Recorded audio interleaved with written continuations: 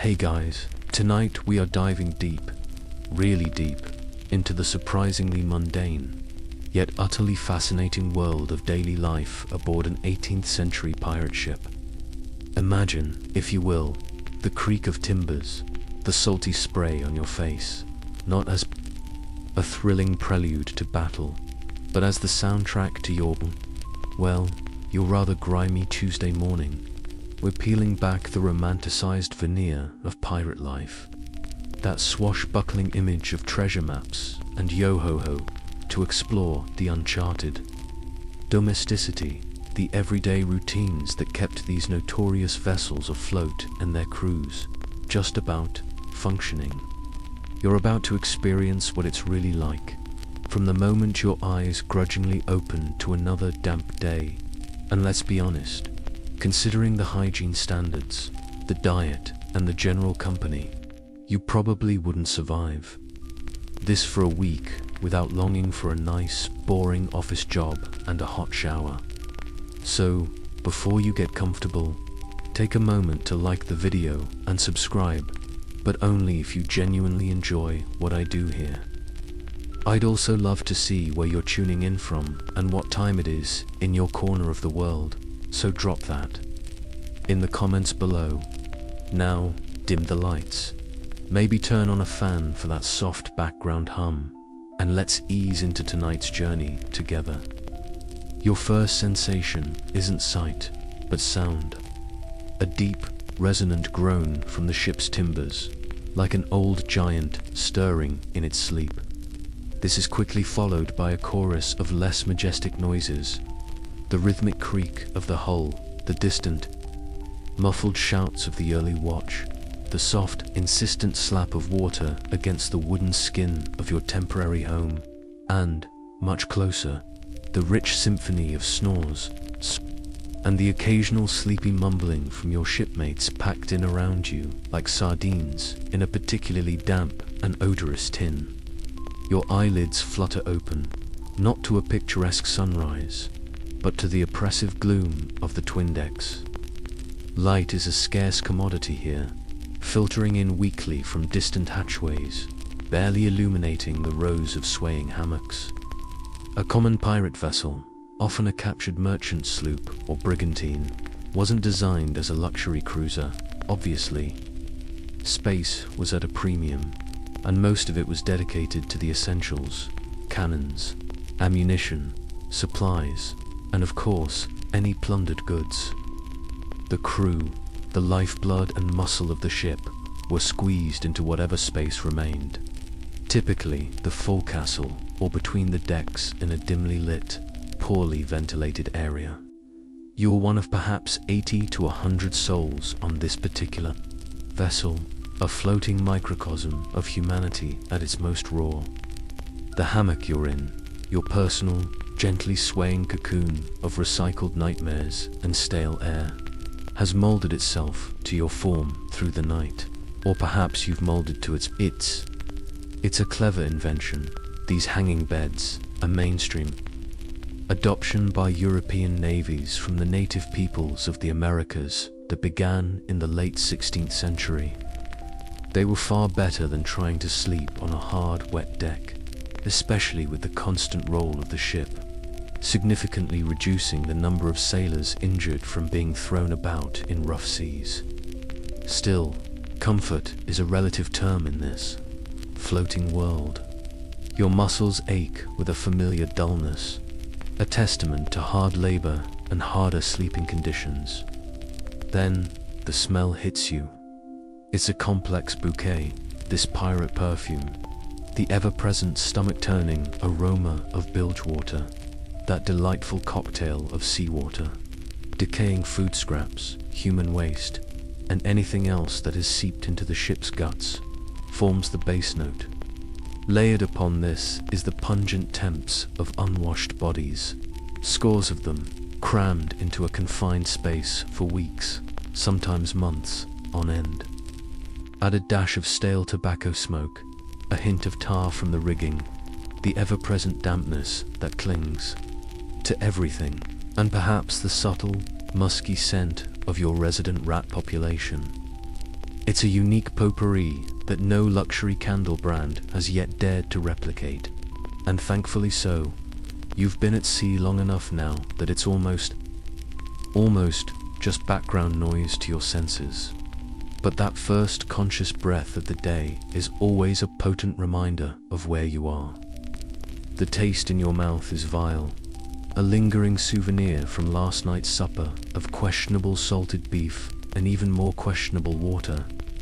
Your tongue feels like a forgotten strip of old sailcloth. The air itself, despite the constant motion of the ship, feels thick and used. Each breath a reminder of the collective exhalations of your sleeping comrades. You blink, trying to dislodge the gritty sleep from your eyes. Around you, other forms are beginning to stir. A cough here, a groan. There, someone nearby emits a truly spectacular, hacking sneeze that sounds like it could dislodge a cannonball. It's less of a gentle awakening and more of a reluctant surrender to another day of questionable life choices.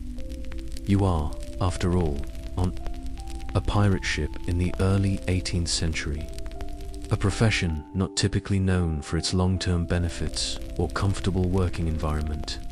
Historians still argue whether the concept of personal space even registered in the minds of these early 18th century seafarers, or if communal living, with all its sensory assaults, was simply an unquestioned, accepted norm born of harsh necessity.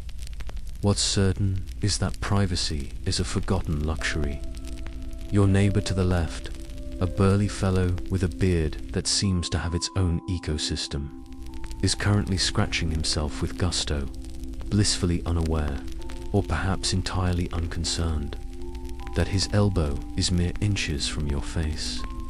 The dim light that does manage to penetrate this lower realm reveals a tapestry of human limbs, dangling arms, an errant foot escaping a blanket, a face buried deep in a pillow that has seen far better centuries.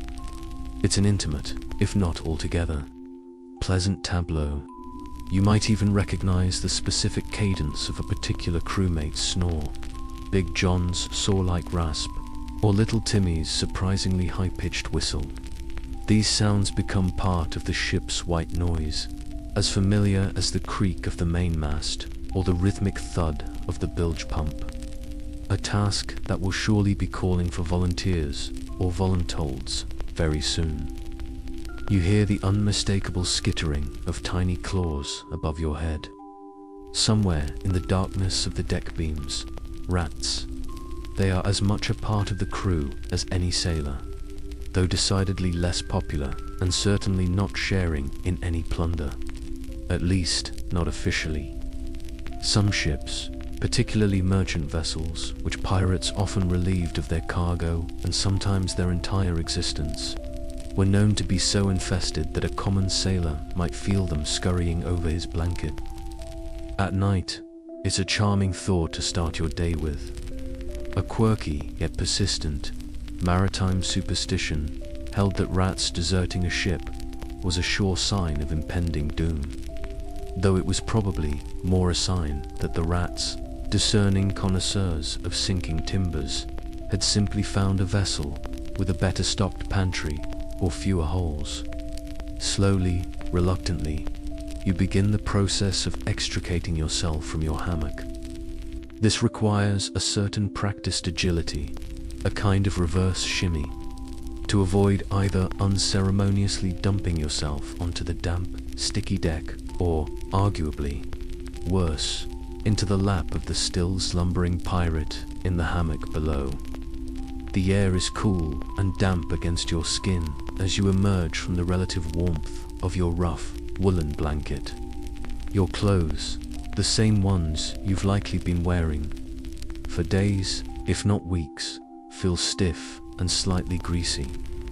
The very idea of a morning shower, or even a decent wash with fresh water, is a distant, almost mythical concept reserved for kings and landlubbers. You are part of a floating society where the daily grind begins not with a fresh coffee, but with the shared embrace of grime. The sun is probably rising out there, somewhere beyond the thick wooden walls of your world, painting the sky in hues you can only imagine from down here. In your immediate vicinity, it's just another shade of dim. The ship itself is fully awake now. Its creaks and groans a constant, living soundtrack, a reminder of the powerful forces of wind and water it, and you are subject to. The day has begun. Or rather, the shared endurance test continues, one breath, one creak, one pungent aroma at a time. The floor, or rather, the deck beneath your bare feet, is predictably damp and slightly sticky from the night's condensation and who knows what else. Remember that unique potpourri of smells we discussed in our last moments of drifting consciousness. It's even more vibrant now that you're vertical and moving. The air stirred by the sluggish, reluctant movements of dozens of your shipmates, navigating this tangle of emerging pirates as they grunt and stretch themselves out of their hammocks, is an art form in itself. It's less personal space and more shared molecular vibration. A delicate ballet of sidesteps, apologetic grunts when you bump into someone particularly large and ill-tempered, and the occasional trot upon toe, which usually elicits a response far less graceful than a balletic ply. Every man has his tiny, fiercely guarded territory around his hammock. A few square feet that serve as dressing room, storage unit for his meager possessions, and occasionally a very cramped dining nook. Your own worldly belongings, perhaps. A change of shirts, a battered hat, a pewter mug, and, if you're lucky, a dry pair of socks are likely stuffed into a canvas sea bag or a small wooden chest, crammed under your hammock or against the curving hull of the ship. This also makes it a tempting buffet for those rats you heard earlier, and a constant source of low-grade anxiety about what might be missing or chewed through come morning. Your first priority, after ensuring you haven't accidentally kicked the bosun in the head, a mistake you generally only make once. Given the bosun's typically robust vocabulary and even more robust fists, is usually a visit to the head. The name itself is a wonderfully literal piece of nautical terminology. On most ships of this era, the crew's latrine facilities, and I use the term facilities loosely, were located at the very bow or head of the ship.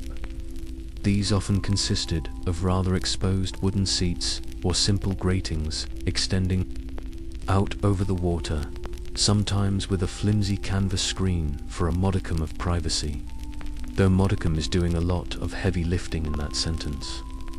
The design was practical. If a little breezy, the waves would, in theory, wash away the evidence. In practice, especially in rough seas or with an unhelpful wind, it could be a rather bracing, surprisingly damp, and occasionally perilous experience. You thank your lucky stars if your vessel has a slightly more sheltered arrangement, perhaps a little further inboard, but luxury is not on the manifest. It's a mainstream historical fact that this very public and exposed arrangement was common across most maritime vessels of the 18th century, not just pirate ships. Naval discipline might have been stricter in some regards, but their plumbing wasn't necessarily 5-star, and everyone shared the same invigorating sea spray as you make your way forward, carefully stepping over coils of rope that seemed to possess a life of their own in the dim light, and ducking under low beams that have claimed many an unwary forehead. You consider the mornings a blue. This is a blessedly short consideration, primarily because your options are severely limited. Fresh water, you see, is more precious than gold on any long voyage. It's stored in wooden casks, prone to leakage and contamination, and is strictly rationed by the quartermaster, primarily for drinking, and only occasionally for cooking. Washing your face and hands, that's a saltwater affair, if you bother at all. You might find a small, shared bucket of seawater on deck, hauled up over the side, cold and briny, which you can splash on your face. It does little to remove the accumulated grime of days, but certainly jolts you fully awake. Soap, a rare luxury indeed, and if available, it would likely be a harsh, lye-based concoction that would strip paint from a longboat as effectively as dirt from your skin. Your morning beauty routine, therefore, is beautifully simple. Try not to acquire any new fungal infections and hope the salt stings less today than it did yesterday. Dental hygiene is an even more fascinatingly grim topic for your contemplation. Toothbrushes, as we would recognize them, were not common items in a sailor's ditty bag, and toothpaste was a futuristic fantasy. Some sailors might have used a bit of coarse salt rubbed on their teeth with a finger or a piece of rough cloth, or perhaps chewed on a sassafras twig to scrape away debris and freshen their breath, however fleetingly. The inevitable outcome for many, after months or years of such care, was a collection of teeth that were, to put it mildly, characterful, often stained, frequently missing, and perpetually aching. Historians still argue whether the infamous pirate look, the greasy, unkempt hair, the sun-ravaged skin, the rotting teeth, and general aura of dishevelment, so beloved by illustrators centuries later, was a deliberate cultivation of a fearsome image intended to terrify merchant crews into submission, or simply the inevitable byproduct of life at sea with severely limited resources and an even more limited understanding of germ theory. Given the circumstances, it was likely a healthy serving of the latter, with perhaps a dash of the former thrown in for good measure when it came to maximizing the psychological impact of a boarding party. You reach the head, take a deep breath of relatively fresher sea air, and attend to nature's call, all while trying not to become an impromptu offering to Poseidon, especially if the ship gives a sudden lurch. The view, at least, can be quite something, the vast, indifferent expanse of the ocean stretching out before you, the ship cutting purposefully through the waves. It's a brief moment of almost solitary contemplation, punctuated only by the cries of opportunistic seabirds and the impatient grunts of your shipmates waiting their turn. One rather quirky, and frankly eye-watering, tidbit from the era, though not exclusively pirate-related, was the occasional use of frayed rope ends, sometimes called grommets or sennet, as a very rough, communal form of toilet paper. One shudders to think of the splinters. Let's just say, a soft, quilted tupli was not high on the list of plundered treasures. Silk handkerchiefs, perhaps, but not for that purpose. Returning from this bracing experience, you might notice a few of your crewmates attempting some form of grooming. A fellow with a particularly magnificent tangled beard could be attempting to detangle it with his calloused fingers or a crudely carved wooden comb. A comb likely shared among several men, passing along more than just styling. Tips. Lice were, of course, constant companions, crabs and seamed squirrels, as they were often affectionately or resignedly nicknamed. Vigorous scratching was a universal pastime, as common as spitting. Some notable pirates, like the rather dapper Bartholomew Black Bart Roberts, were known for their flamboyant dress sense, favoring rich silks and jewelry. But it's highly unlikely their daily hygiene standards beneath the finery were much different from the rest of the unwashed brotherhood. Keeping up appearances took a definite backseat to, well, the practicalities of piracy and survival. Shaving was another hit-or-miss affair. Some men cultivated impressive beards, perhaps for warmth, perhaps for the intimidating image, Or perhaps simply because shaving with a keen-edged straight razor on a constantly rocking ship, using cold salt water and without the aid of a mirror, was a recipe for a rather bloody and painful morning. If you did choose to shave, it would be with a personal razor, carefully stropped on a leather belt. But the experience would be far removed from the soothing, aromatic ritual advertised by modern shaving cream commercials. Think less smooth.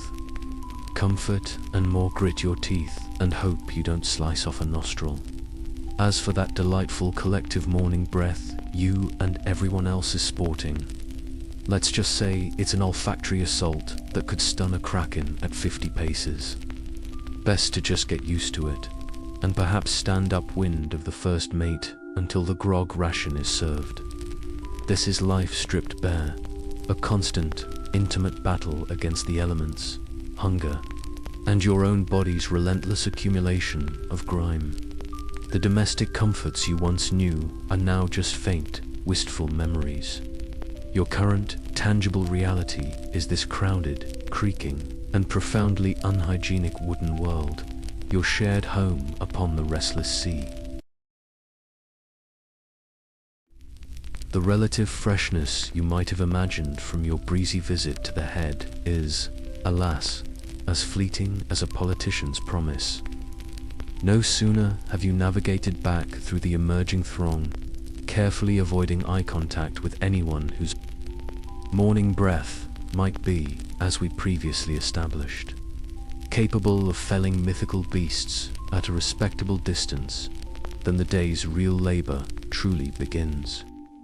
There's no gentle easing into the workday here, no quiet cup of fermented fish guts, or whatever might pass for coffee in this establishment to get you started.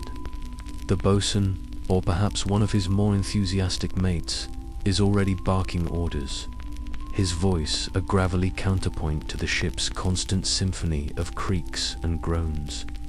Your designated task for this particular glorious morning, along with a dozen other similarly thrilled souls, is swabbing the main deck. It sounds almost quaint, doesn't it? Like something out of a rather energetic, if particularly damp, Gilbert and Sullivan operetta. The reality, as you're about to rediscover, is a grueling, back-breaking exercise designed to test the limits of your endurance and your patience with splintered wood. You grab a heavy mop, or swab, as it's universally known, its head, made of thick, coarse rope yarns, already damp and smelling faintly of yesterday's unidentified spillages, and a general miasma of maritime existence. Buckets of seawater, hauled laboriously over the side, are sloshed across the wooden planks. And then the real, rhythmic work starts. You're pushing and pulling the heavy swab, your bare feet skidding slightly on the wet surface, scrubbing away at the accumulated grime. The bird droppings from opportunistic gulls, the lingering evidence of last night's revelries, or, heaven forbid, some minor scuffle that ended with more than just bruised egos. It's like an extreme Pilates workout, only your yoga mat is a filthy, uneven deck. Your designer activewear is whatever collection of rags you slept in, and your softly spoken instructor is a heavily armed man with a vocabulary that would make a dock worker blush and a distinct lack of interest in your inner peace. Alongside the swabs, some men might be using holy stones, large flat pieces of sandstone, some weighing 50 pounds or more, dragged back and forth with ropes, to really scour the wood down to a deceptively clean-looking surface. Smaller ones, aptly nicknamed prayer books or Bibles because you had to get right down on your knees to use them, were for getting into the awkward corners and under the gun carriages. The name Holy Stone itself is said to have come either from this kneeling posture, which resembled prayer, or, more cheekily, because the original stones were sometimes purloined from churchyards or even tombstones. A little sacrilege to start the day keeps the boredom away, perhaps. This vigorous scrubbing isn't just for show, though. Keeping the wooden decks clean or cleaner and frequently wetted down helps prevent the planks from drying out, shrinking, and cracking in the harsh sun, which is generally considered a bad thing for a floating vessel that you'd rather keep between you and several miles of deep, cold ocean. As you toil, the sun climbs higher, its warmth perhaps less welcome when you're already generating enough internal heat to bake barnacles and sweating buckets of salty, unglamorous effort. Around you, the entire ship is a hive of similar, purposeful activity. You can hear the rhythmic clank squelch of the bilge pump, a sound that has been the dreary, metronomic soundtrack to many a sailor's existence, a constant reminder, like that distant thought from when you first awoke in Section 1, that the sea is always trying to reclaim the ship. Men are aloft in the rigging, like spiders on a vast web, checking for wear and tear, tarring ropes with a sticky, black concoction to protect them from the corrosive salt water, or patching sails with practiced, calloused hands. Others might be sharpening cutlasses and boarding axes on a wet stone, the screech of metal on stone a sharp counterpoint to the dull thud of the swabs. Every task, no matter how mundane or repetitive, is vital for survival and, more importantly to many here, for ensuring the ship is ready for its primary business, piracy. Historians still argue whether the meticulous and often brutally enforced hierarchy and assignment of daily chores on pirate ships was more about essential ship maintenance and operational readiness for action, or if it was primarily a method of imposing a rigid structure and discipline amongst a naturally unruly, diverse, and potentially mutinous crew, far from any traditional societal constraints. Perhaps it was most effectively a very pragmatic combination of both. Your back aches with a fiery protest, your hands are raw and threatening blisters from the rough swab handle, and your stomach is starting to rumble a complaint that the questionable delights of last night's heavily salted beef did little to silence for long. But then, a sound cuts through the morning's cacophony of labor, a bellowed call from the quartermaster, or perhaps the welcome booming voice of a cook's mate. It's the signal you've all been waiting for, the one that makes the drudgery, the aching muscles, and the general existential despair of scrubbing a seemingly endless deck almost bearable. The grog called Dot, the quartermaster. Now there's a pivotal figure on any pirate ship, arguably second only to the captain, and sometimes even more influential in daily affairs. He's not just the keeper of the stores and the meticulous dispenser of rations, though those are crucial, duties that can make him very popular or very unpopular indeed.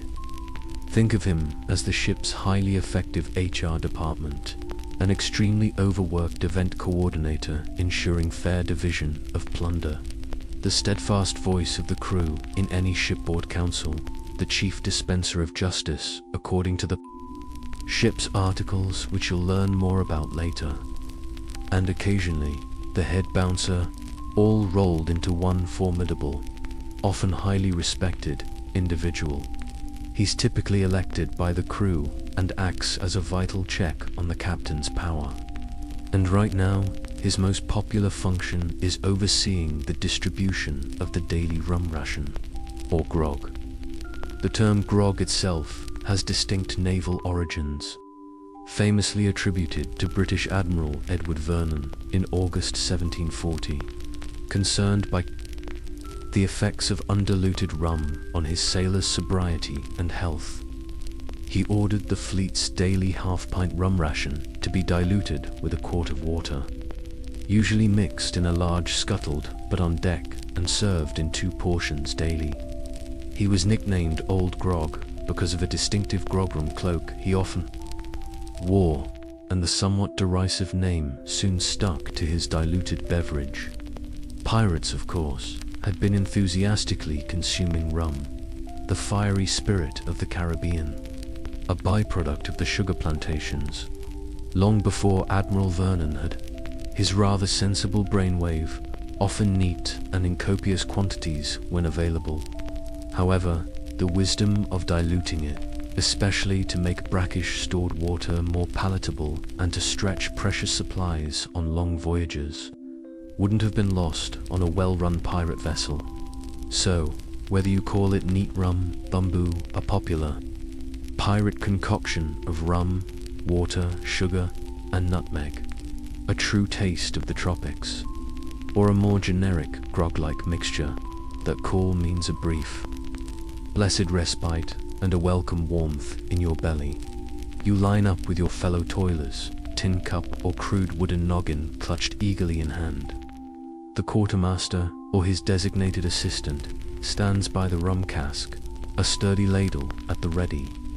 There's often a quirkily specific ritual to this in most naval traditions, involving scrupulous oversight from representatives of the crew to prevent any pusser's dip, a term referring to instances where an unscrupulous purser, or, in your case, quartermaster, might use a dipper with a false bottom, or slyly put his thumb in the pot to give short measures of the precious spirit. Pirates, with their fiercely democratic leanings and acute sense of fairness, at least amongst themselves, were likely even more vigilant about equitable shares, especially when it came to something as sacred as rum. You watch your measure being poured, the rich amber liquid splashing into your cup.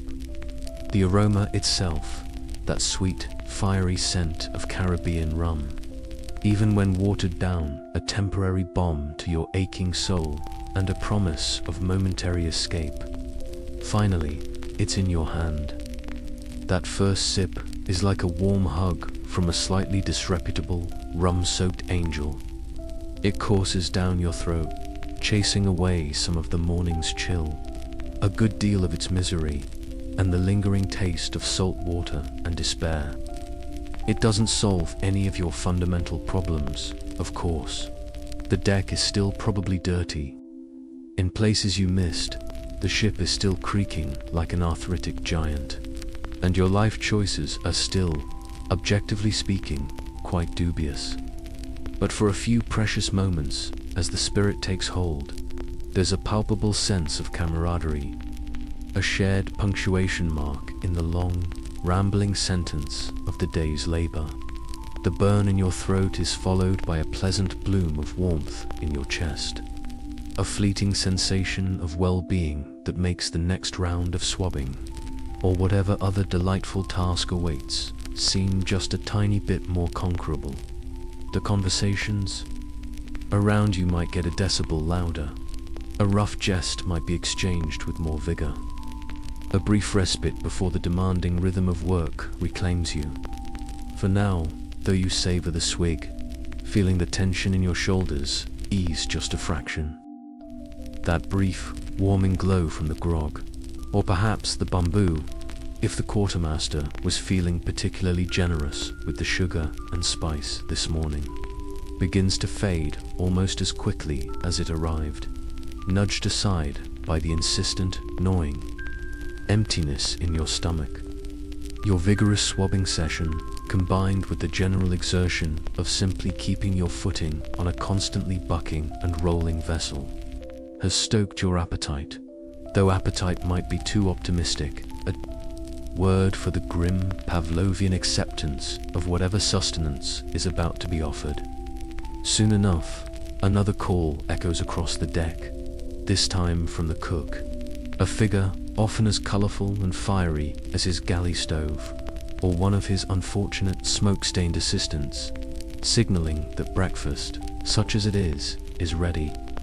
There's no elegant dining hall here, no neatly laid tables with starched linen. You and your designated messmates, typically a group of 6 to 8 men who pool their rations and eat together in a spirit of grudging camaraderie, will find a patch of deck perhaps, huddling in the scant shade of a neatly furled sail.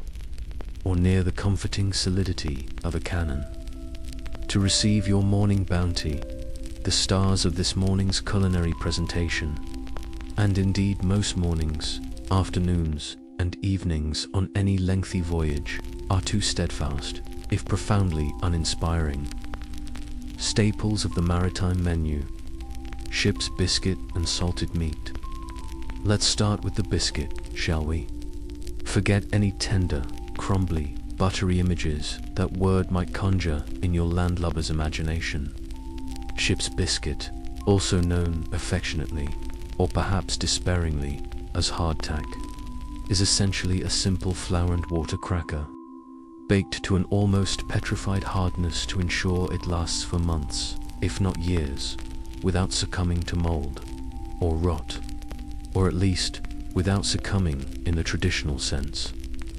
It's the kind of biscuit that, if you dropped it on your foot from a moderate height, you'd be more genuinely worried about the biscuit surviving the impact intact than the state of your toes. Each biscuit is a dense, dry slab, often about half an inch thick and several inches square, typically riddled with small holes, not for some arcane decorative purpose, but to aid in the crucial drying process. Their longevity was legendary.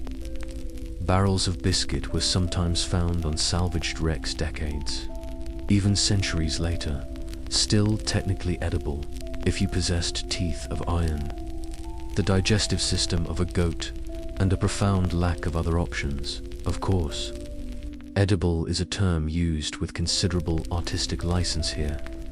The primary challenge with hardtack, apart from its jaw-breaking, tooth-shattering consistency, was its unfortunate tendency to attract unwelcome guests during its long storage in the ship's hold. We're talking, of course, about weevils. Tiny, persistent beetles that found the dry, starchy environment of a barrel of biscuit to be a veritable five-star resort, complete with B&B biscuit and breeding. You'll likely notice them as you break apart your ration, little black specks at first, or perhaps even fully fledged miniature crawlers, placidly exploring their flowery domain. Many sailors resignedly considered them bonus protein, little six-legged sprinkles of unexpected crunch in an otherwise monotonous diet. Some developed a practical, if not entirely appetizing, technique of tapping their biscuits sharply on the table or their knee before consuming. The idea being to dislodge the majority of these cabin passengers or breadforms, a rather quirky and perhaps more pragmatic. The approach was encapsulated in the old sailor's adage, when eating biscuit in the dark, always eat the moving bits first. The stationary ones might be nails or splinters from the barrel. Others preferred to eat their weevily biscuits in the dimmest light possible, subscribing to the folk wisdom that what you can't clearly see can't particularly upset your stomach too much. Or you could do what many did, and what you'll likely do now: soak it, dunking the hardtack into your remaining morning grog, or perhaps some watered-down wine, if that's what the ship's plundered stores currently offered, would soften it to a more manageable, if somewhat sludgy, consistency, and conveniently drown any resident arthropods, adding a subtle, nutty flavor you try not to think too hard about. Then there's the salted meat. Today, it might be beef. Tomorrow, pork. The specific animal it came from is largely irrelevant by this stage, as the aggressive preservation process renders all flesh into a similar, profoundly salty, and alarmingly tough substance. To prepare it for its long sea voyage, the meat is hacked into manageable chunks and packed tightly into barrels with enormous quantities of salt. This dehydrating process draws out the moisture and preserves the meat from spoilage, but it also makes it incredibly saline and almost mummified in texture. Before it can be eaten, it needs to be desalinated, which usually involves soaking it in fresh water for hours, if fresh water can be spared from the precious drinking supply, or more. likely boiling it for an extended period, often in seawater if freshwater rations are critically low. This latter method, while making it hot, somewhat defeats the primary purpose of desalination, but is often a necessity. The result, which you now eye with weary resignation, is a stringy, greyish-brown lump of protein that chews like old leather. Sailing boots, and tastes predominantly of, you guessed it, salt. It's so salty, it makes seawater taste like a refreshing spring beverage by comparison. Your individual piece is hacked off a larger boiled joint by the cook's mate and slapped onto your wooden trencher or tin plate, perhaps alongside your weevil-rich biscuit. Cutlery is often a luxury. Your personal sheath knife, the same trusty tool you use for cutting rope, mending sails, or, when necessary, defending your life, serves as your primary eating utensil, along with your fingers. The mainstream historical fact is that naval victualling boards, like Britain's Royal Navy, aimed for a daily ration that typically included about 1 pound of biscuit and 1 gallon of beer per man per day, along with specified amounts of salted beef, pork, peas often turned into peas, porridge, oatmeal, butter, and cheese.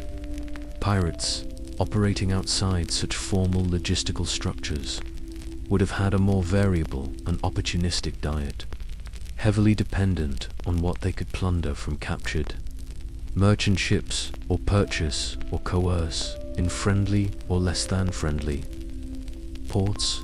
If they captured a ship laden with livestock like chickens or goats, or fresh produce such as fruits and vegetables, they would feast like kings for a short, glorious while. But the unglamorous backbone of their diet, especially on long voyages between prizes, remained these stubbornly preserved staples.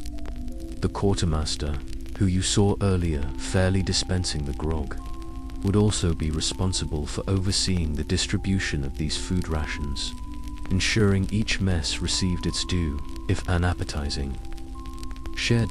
You sit with your messmates on the gritty deck, perhaps grumbling about the quality of the fare, perhaps wistfully reminiscing about a particularly succulent roast pig plundered in Tortuga, or perhaps just eating in stoic silence, focused on the mechanical act of getting calories into your system.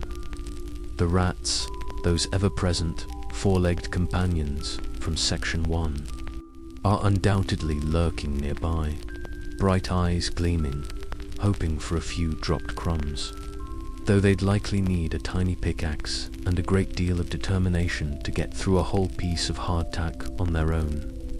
Historians still argue whether the chronic malnutrition, particularly the devastating lack of vitamin C, leading to scurvy, and other critical vitamin deficiencies resulting from such a monotonous and poorly preserved diet, contributed more to the legendary pirate recklessness, their often explosive aggression, and their frequently short lifespans than even the copious amounts of rum they famously consumed. It's a grim thought to chew on along with your leathery, oversalted beef. Scurvy, with its horrific symptoms of bleeding gums, loose teeth, reopening old wounds, and extreme fatigue, was a terrible scourge of all long-distance seafarers of the era, pirates included, though some pirate groups who frequented tropical islands might have had slightly better incidental access to fresh fruit than their naval counterparts at times, offering temporary relief. So, you eat, you gnaw, you tear, you swallow with a grimace. You try to ignore the slightly musty, earthy taste of the biscuit and the overwhelming, almost metallic saltiness of the meat. This isn't about enjoyment, it's about fuel. It's about staving off the debilitating hunger pangs for a few more hours until the next equally uninspiring mealtime comes around. This is the gritty, unglamorous domesticity of the pirate diet, a far cry from the lavish banquets and overflowing tankards depicted. In adventure stories, this is survival, one weevilly, salty, profoundly unsatisfying bite at a time. The last morsel of your, let's generously call it breakfast, has been reluctantly swallowed, perhaps washed down with the last dregs of your morning grog or some lukewarm, slightly brackish water that tastes vaguely of the barrel it was stored in as the crew disperses from their makeshift morning meal spots, some to resume the never-ending chores you were intimately familiar with earlier, others to find a moment's respite in a sliver of shade before the next demand on their energy. Your attention might be drawn to a plume of smoke. This smoke, thicker and more acrid than the general salty haze, drifts from the direction of the ship's galley. This is the domain of the ship's cook, a man often as seasoned, salty, and occasionally as fiery as the provisions he wrestles with daily. His kingdom, usually a cramped, sweltering space located in the forecastle, the forward part of the ship, or sometimes midships, built away from the more vulnerable stern cabins, is affectionately, or perhaps with weary accuracy, known by many as the hot hell. Imagine, if you can, a small brick-lined hearth, or a rudimentary iron stove, often the only officially sanctioned open flame aboard the entire ship for most of the day. This intense caution was due to the ever-present, terrifying risk of fire. On a wooden vessel, a structure essentially built of kindling and packed with flammable materials like tarred ropes, canvas sails, and barrels of gunpowder. This is a mainstream historical fact. Stringent rules governed any naked flame at sea, and the galley fire was typically required to be extinguished every evening at a set time, or whenever the ship prepared for action, to minimize such catastrophic risks. The cook's workplace, therefore, is a perpetual sauna, but instead of the scent of soothing eucalyptus or calming lavender, the air is thick with eye-watering wood smoke, the lingering ghosts of ancient dinners, the steamy haze of perpetually boiling cauldrons, and a generous dash of the existential dread that naturally comes from trying to prepare 3 meals a day for 100 hungry, easily disgruntled, and heavily armed men, using ingredients that would make a modern food inspector faint. Space is at an absolute premium, barely enough room to swing a particularly small cat, let alone a hefty cleaver, without endangering life or limb. Utensils are basic and brutally functional. A few large iron pots and cauldrons blackened by years of use. A couple of long-handled ladles that might have started life as something else entirely. A scarred wooden chopping block that has seen better centuries, and an assortment of knives that look more like surgical implements from a particularly vivid fever dream.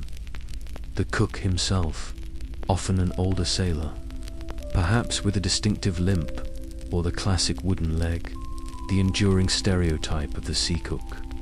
Like Treasure Island's Long John Silver, wasn't entirely a flight of fancy, as serious injuries, often relegated, experienced seamen to less physically demanding, though still vital, roles, or maybe just someone whose primary qualification was a Castian stomach and a willingness to brave the infernal heat and the crew's inevitable complaints, is a figure of some understated importance.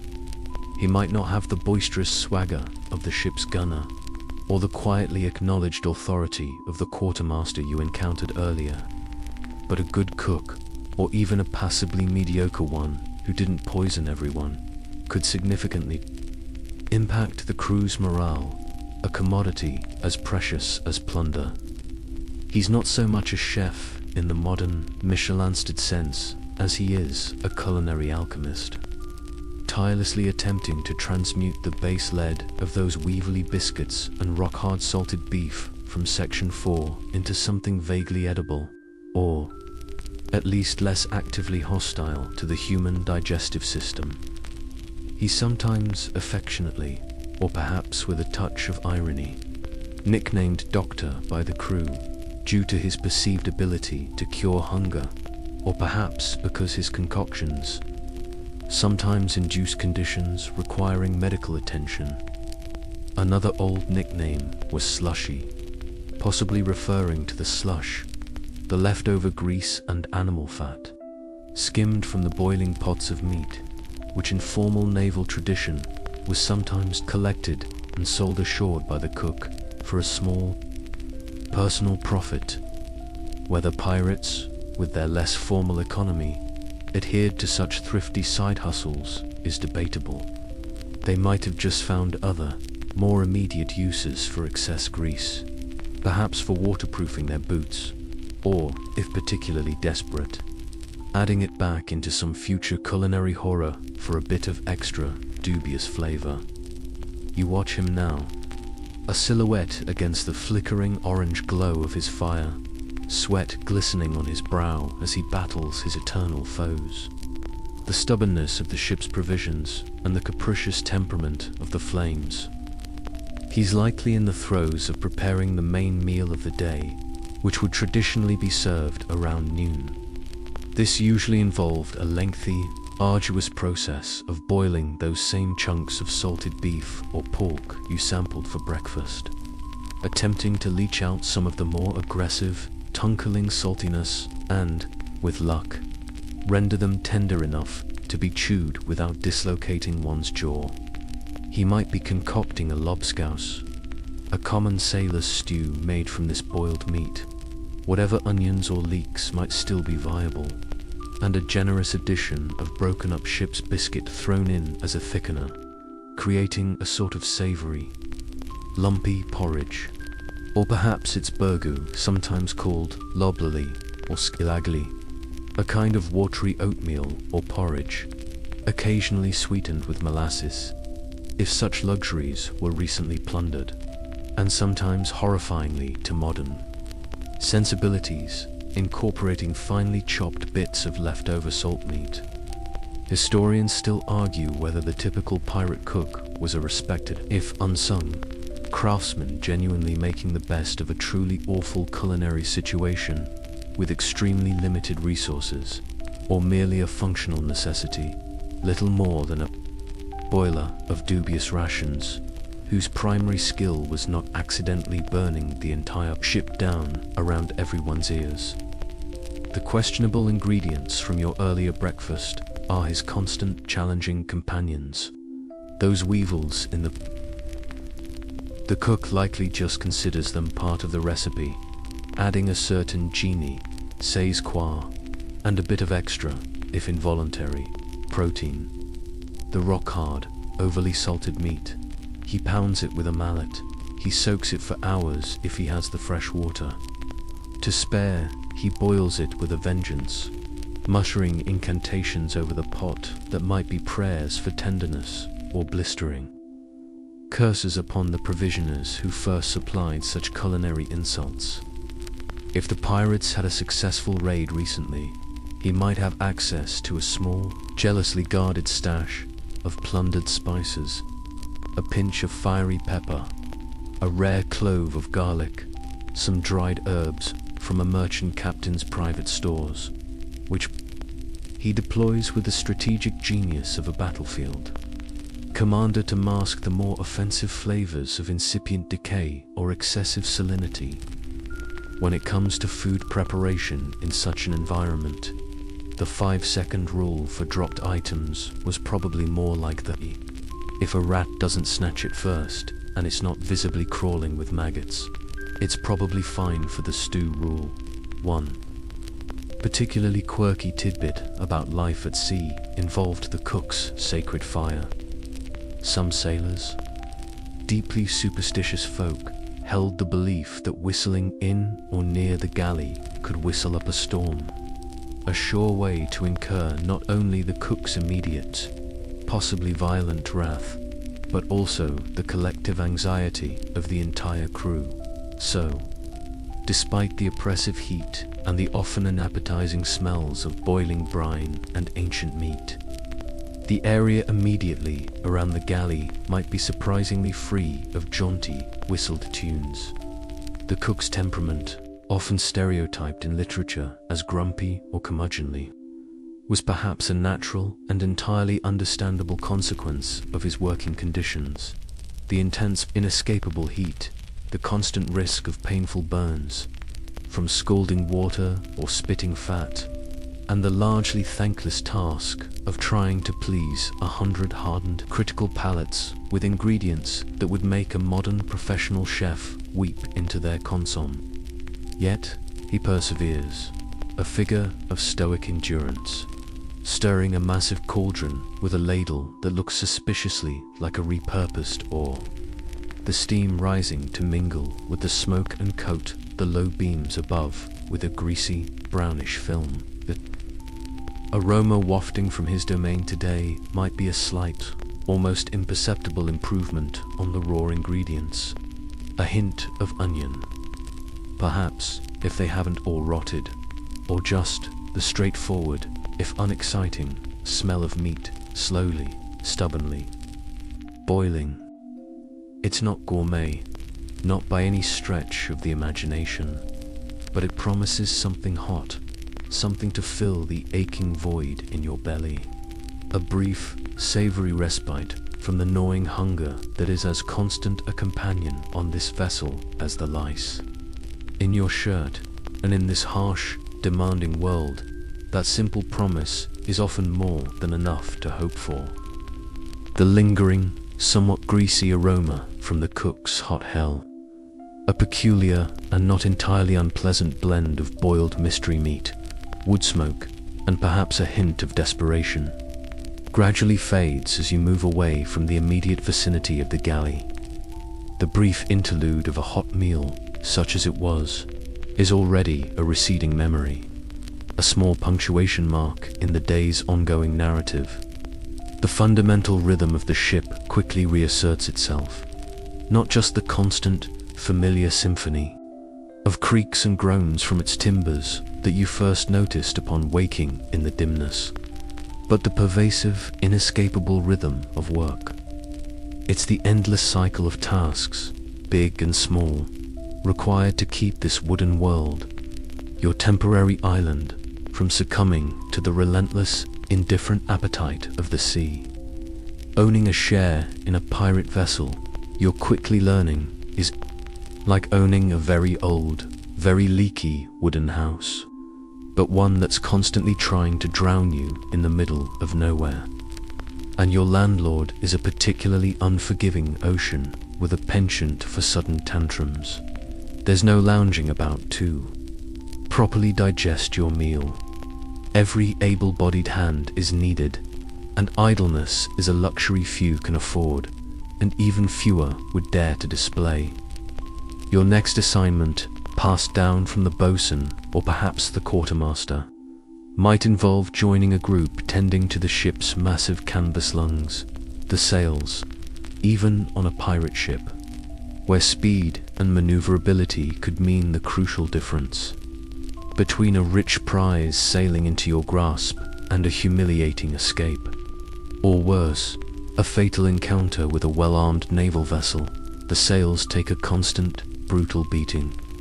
They are exposed to the fierce glare of the sun, the tearing force of the wind, the corrosive kiss of saltwater spray, and the constant chafe of rigging. You find yourself sitting cross-legged on a patch of deck that isn't currently being holystoned or swabbed. A heavy triangle of stiff canvas spreads somewhat awkwardly across your lap. Armed with a large, triangular sailmaker's needle, a small block of beeswax to run your thread through for strength and smoothness, and a sailor's palm. This latter tool is a sturdy leather strap with a pitted metal thimble-like plate embedded in it, worn over the palm of your hand to help you push the thick, stubborn needle through the multiple layers of tough fabric without skewering your own flesh. A more experienced hand, perhaps the ship's acting sailmaker if you're lucky enough to have a specialist, or just an old salt who has stitched more miles of canvas than you've had hot dinners, which given the established quality of said dinners might not actually be saying very much, demonstrates the herringbone stitch, strong, reliable, and ugly, perfect for patching tears or reinforcing frayed seams. The work is slow, methodical, and surprisingly tiring on the hands, wrists, and back. The canvas is stiff and abrasive, the waxed thread coarse and reluctant. You might be patching a chafe mark where a poorly tensioned rope has rubbed a hole, or painstakingly stitching a new panel into place where a sudden violent squall ripped through the old fabric as if it were paper. Every stitch is crucial. A poorly mended sail could give way at the worst possible moment, leaving your vessel wallowing helplessly at the mercy of the wind or, far worse, an pursuing enemy. Nearby, another group of your shipmates is engaged with the rigging, that bewilderingly complex, seemingly chaotic web of ropes, lines, stays, and shrouds that controls the masts and sails, the very sinews of the ship. This is where the true artistry and practical science of a deep-water sailor often lies. They might be splicing, joining two heavy ropes together, end to end without using a knot, by carefully unlaying the strands of each rope and then weaving them back into each other, creating a join that is almost as strong as the original rope and far less likely to snag in blocks or fair leads. Or they could be replacing a dangerously frayed line, carefully reeving the new rope through an intricate series of blocks and pulleys, ensuring everything runs smoothly and bears its allotted strain. And then there's the ever-present, ever-sticky task of tarring. Those black, slightly glossy ropes you see everywhere aren't naturally that color. They are regularly and liberally treated with hot pine tar to protect them from the relentless rot caused by the constant exposure to salt water and sun. You might be assigned to this particularly messy job, wielding a stiff brush or a wad of hemp, slathering the thick, pungent, black tar onto the thirsty fibers of a hawser or a stay. Be warned, you'll inevitably end up with more tar on yourself, your clothes, and in your hair than on the ropes, creating a fetching, if slightly sticky, and incredibly difficult to remove new look that fashion has yet to embrace. The sharp, resinous aroma of hot tar, however, will cling to you for days, a constant olfactory reminder of this essential, if profoundly unpleasant, chore. The hull itself, your primary defense against the deep, demands constant anxious vigilance. Even without the dramatic, splintered evidence of recent cannonball impacts, a wooden ship is always, in a very real sense, trying to come apart at the seams. Those seams between the myriad planks that form the ship's skin need to be regularly inspected and, if necessary, recocked. This is a laborious process that involves painstakingly picking out old, loose caulking material, often salt-caked old rope fibers or oakum, and then diligently hammering fresh, tar-soaked oakum tightly back into the seams with a specialized caulking iron and a heavy mallet, before sealing it all with a layer of hot, molten pitch. It's a noisy, smelly, and absolutely vital job to keep the water on the outside of the ship, where it generally belongs. And then there are the unseen, insidious enemies, shipworms, or Teredo nivalis. These are not actually worms, but a type of saltwater clam, notorious for boring intricate tunnels deep into any submerged wood. Think of them as nature's relentless, microscopic deconstruction crew, always eager to remodel your precious hull into something resembling Swiss cheese, weakening its structure from within. A mainstream historical fact of maritime life in this era was that to combat these voracious mollusks, and also to remove the speed-killing drag of barnacles and seaweed, vessels had to be periodically careened. This involved sailing to a quiet, shallow cove, unloading cannons, ballast, and heavy stores to lighten the ship, and then physically heaving the vessel over onto its side using ropes, blocks, and tackles attached to the masts, thus exposing one half of the hull below. The waterline for scraping, cleaning, burning off parasites, and repairing. It was an incredibly laborious process that could take days or weeks, and a period of extreme vulnerability for any crew, especially pirates, as they were virtually helpless and ashore if discovered by hostile naval patrols or rival buccaneers. The ship's carpenter, if your crew is fortunate enough to boast a dedicated one, or those amongst you with significant woodworking skills, are perpetually busy. They might be repairing a section of railing shattered by a rogue wave, replacing a sprung or rotten plank in the deck, fixing a leaky hatch cover that's making someone's berth even more miserable than usual, or even skillfully crafting a new spar or yardarm if one was damaged in a storm or a battle. Their adzes, saws, hammers, axes, and augers are some of the most important tools on board, and their skills are indispensable for the long-term survival of the ship. You might be assigned to help them, perhaps holding timber steady while it's sawn, fetching tools, turning a windlass, or simply learning the basics of maritime woodworking through observation and practice, a skill that could literally save your life. And the ship, one day, even the bilge pumps, those tireless metal or wooden contraptions you heard groaning their mournful song in earlier sections, need regular maintenance, their leather washers checked and replaced, their chambers cleared of debris to ensure they're ready for their daily, or sometimes hourly, Sisyphean battle against the water that inevitably seeps into the hold. Historians still argue whether the inherently cooperative nature of such extensive and constant ship maintenance, requiring all hands to work together in a coordinated fashion for their collective survival, significantly contributed to the surprisingly democratic power structures and shared responsibilities often found enshrined in written pirate articles. Did this daily grind of mutual effort, this shared struggle against the encroaching chaos of the sea, foster a sense of communal ownership and egalitarianism that made their radical social experiments more viable than they might have been ashore? There's a certain unexpectedly meditative quality to some of these repetitive tasks once you find your rhythm. The steady in and out of the sailmaker's needle, the focused effort of applying tar smoothly and evenly, the quiet satisfaction of seeing a frayed rope made strong and whole again under your hands.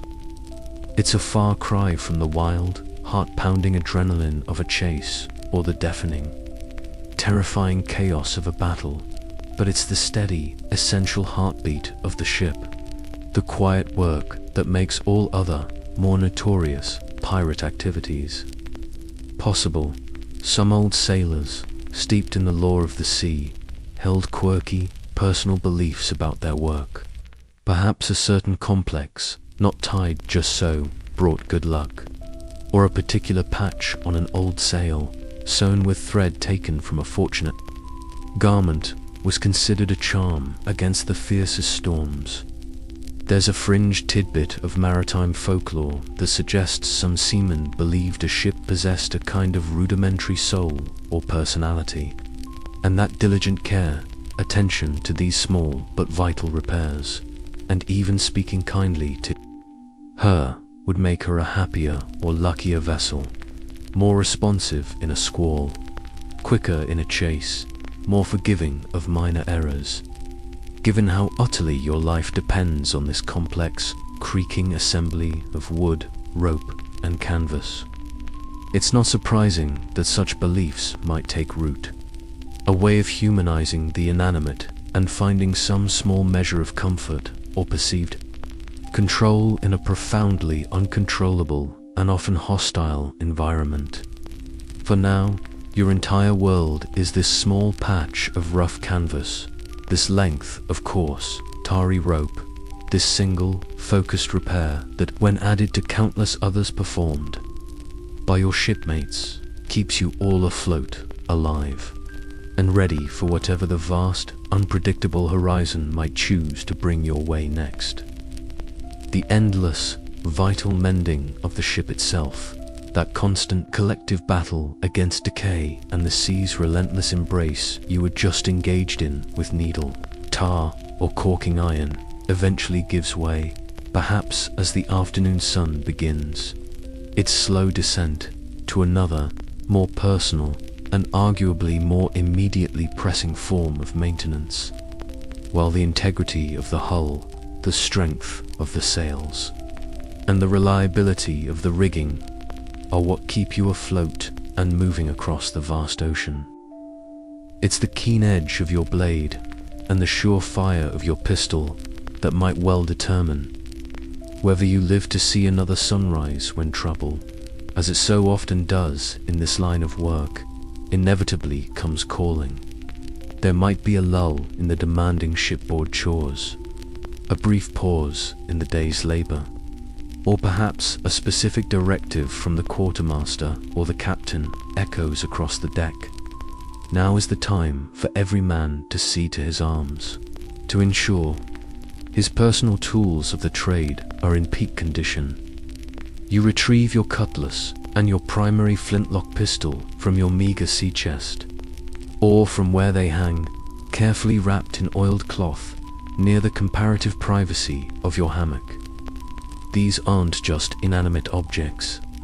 In this world, they are your constant, silent companions, your most persuasive arguments, your absolute lifelines in a society where disputes, both internal and external, are often settled with a sudden, brutal flash of steel or the deafening bark of black powder.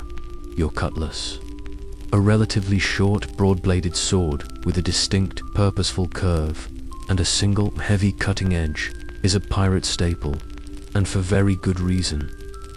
It's a robust, nonsense weapon, excellent for the chaotic swirl of close quarters fighting on a crowded pitching deck where a longer, thinner rapier might prove unwieldy or easily broken. Its substantial blade can deliver a truly intimidating, disabling chop, as effective at severing a thick rope as it is at discouraging an opponent. But the ever-present salty air, that same corrosive, damp mist you battled when tarring the ship's ropes, is its mortal enemy, always seeking to dull its edge and consume its polished surface with a bloom of rust. You find a relatively dry spot on deck, perhaps laying out a piece of old, worn canvas to protect your work from the general grime, and begin the familiar, meticulous ritual. First, you carefully inspect the blade for any telltale signs of rust, those insidious reddish-brown blooms that can eat away at the precious metal and fatally weaken it. If you find any, you'll need to scour it off, perhaps using fine sand or powdered brick dust mixed with a little hoarded grease or oil, rubbing vigorously with a piece of rough cloth until the steel gleams dully but cleanly once more. Then comes the sharpening, a task requiring patience and a practiced hand. You might have a small, treasured whetstone, carefully guarded among your few possessions, which you spit on or lubricate with a touch of water or oil.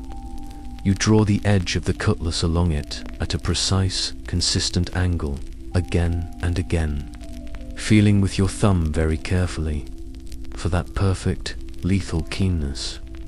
You're aiming for an edge sharp enough to shave a sleeping mermaid without her even stirring. Or at least, more practically, sharp enough to reliably open one of those notoriously stubborn ship's biscuits we discussed at breakfast, should the need for an emergency snack arise mid-battle. The hilt of your cutlass, often a simple but effective basket or cup guard designed to protect your hand from an opponent's blade. Also needs checking for tightness and structural integrity. A loose guard or a cracked grip in a fight is a recipe for lost fingers, or worse.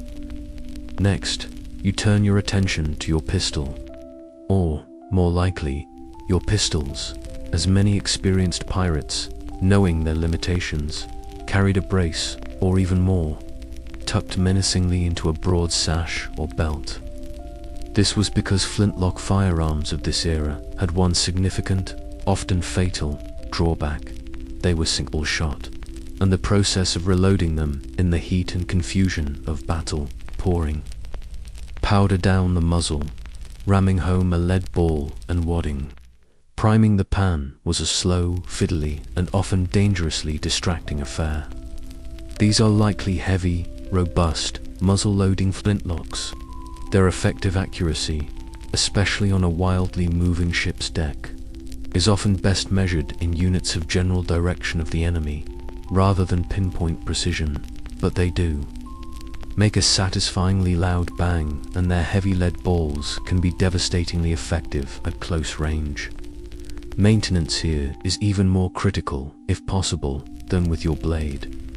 You start by clearing the barrel using a ramrod tipped with a worm, a small corkscrew-like attachment to pull out any old unburnt powder, wadding, or accumulated fouling. Then, you'll use a cloth patch, perhaps lightly oiled, to wipe the inside of the barrel clean of black powder residue and any lurking moisture. The flintlock mechanism itself, the heart of the weapon, needs careful, almost tender attention. The piece of sharpened flint held in the jaws of the cock or hammer must be sharp, unchipped, and securely clamped. The frizzen, the hardened steel plate the flint strikes to create the vital sparks, must be kept clean, dry, and smooth. The flash pan, the small receptacle where a tiny pinch of fine priming powder goes, must be dry and clear of old, caked residue. A misfire in a critical moment, a dull click instead of a fiery roar, could very well be your last earthly sound. You'll also meticulously check your personal supply of lead balls, ensuring they are the correct caliber for your pistol, free of major imperfections, and that you have enough. You'll see to your gunpowder, stored in a waterproof powder horn, or in pre-made paper cartridges, ensuring it's kept scrupulously dry. Gunpowder, that volatile black dust, is powerful but temperamental. You must handle it with extreme care, unless you fancy an unscheduled and very brief career change to human firework. While the ship's main powder magazine, a carefully guarded, reinforced area deep within the hold, is the responsibility of the quartermaster or the gunner. Each man would keep a personal supply ready for his own arms.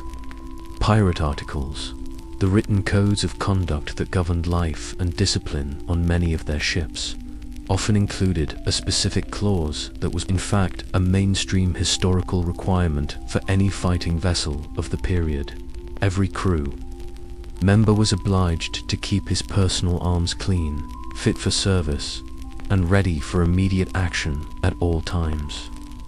Penalties for failing to do so, such as being denied a full share of any plunder or suffering some other collectively agreed upon punishment, underscored just how seriously this individual duty was taken. Your life, and the lives of your crewmates, who depended on you, literally hinged on every weapon functioning flawlessly when called upon as you work. The sounds around you change from the rhythmic thuds, scrapes, and soaring of general ship maintenance to the sharper, more focused, metallic music of steel on stone.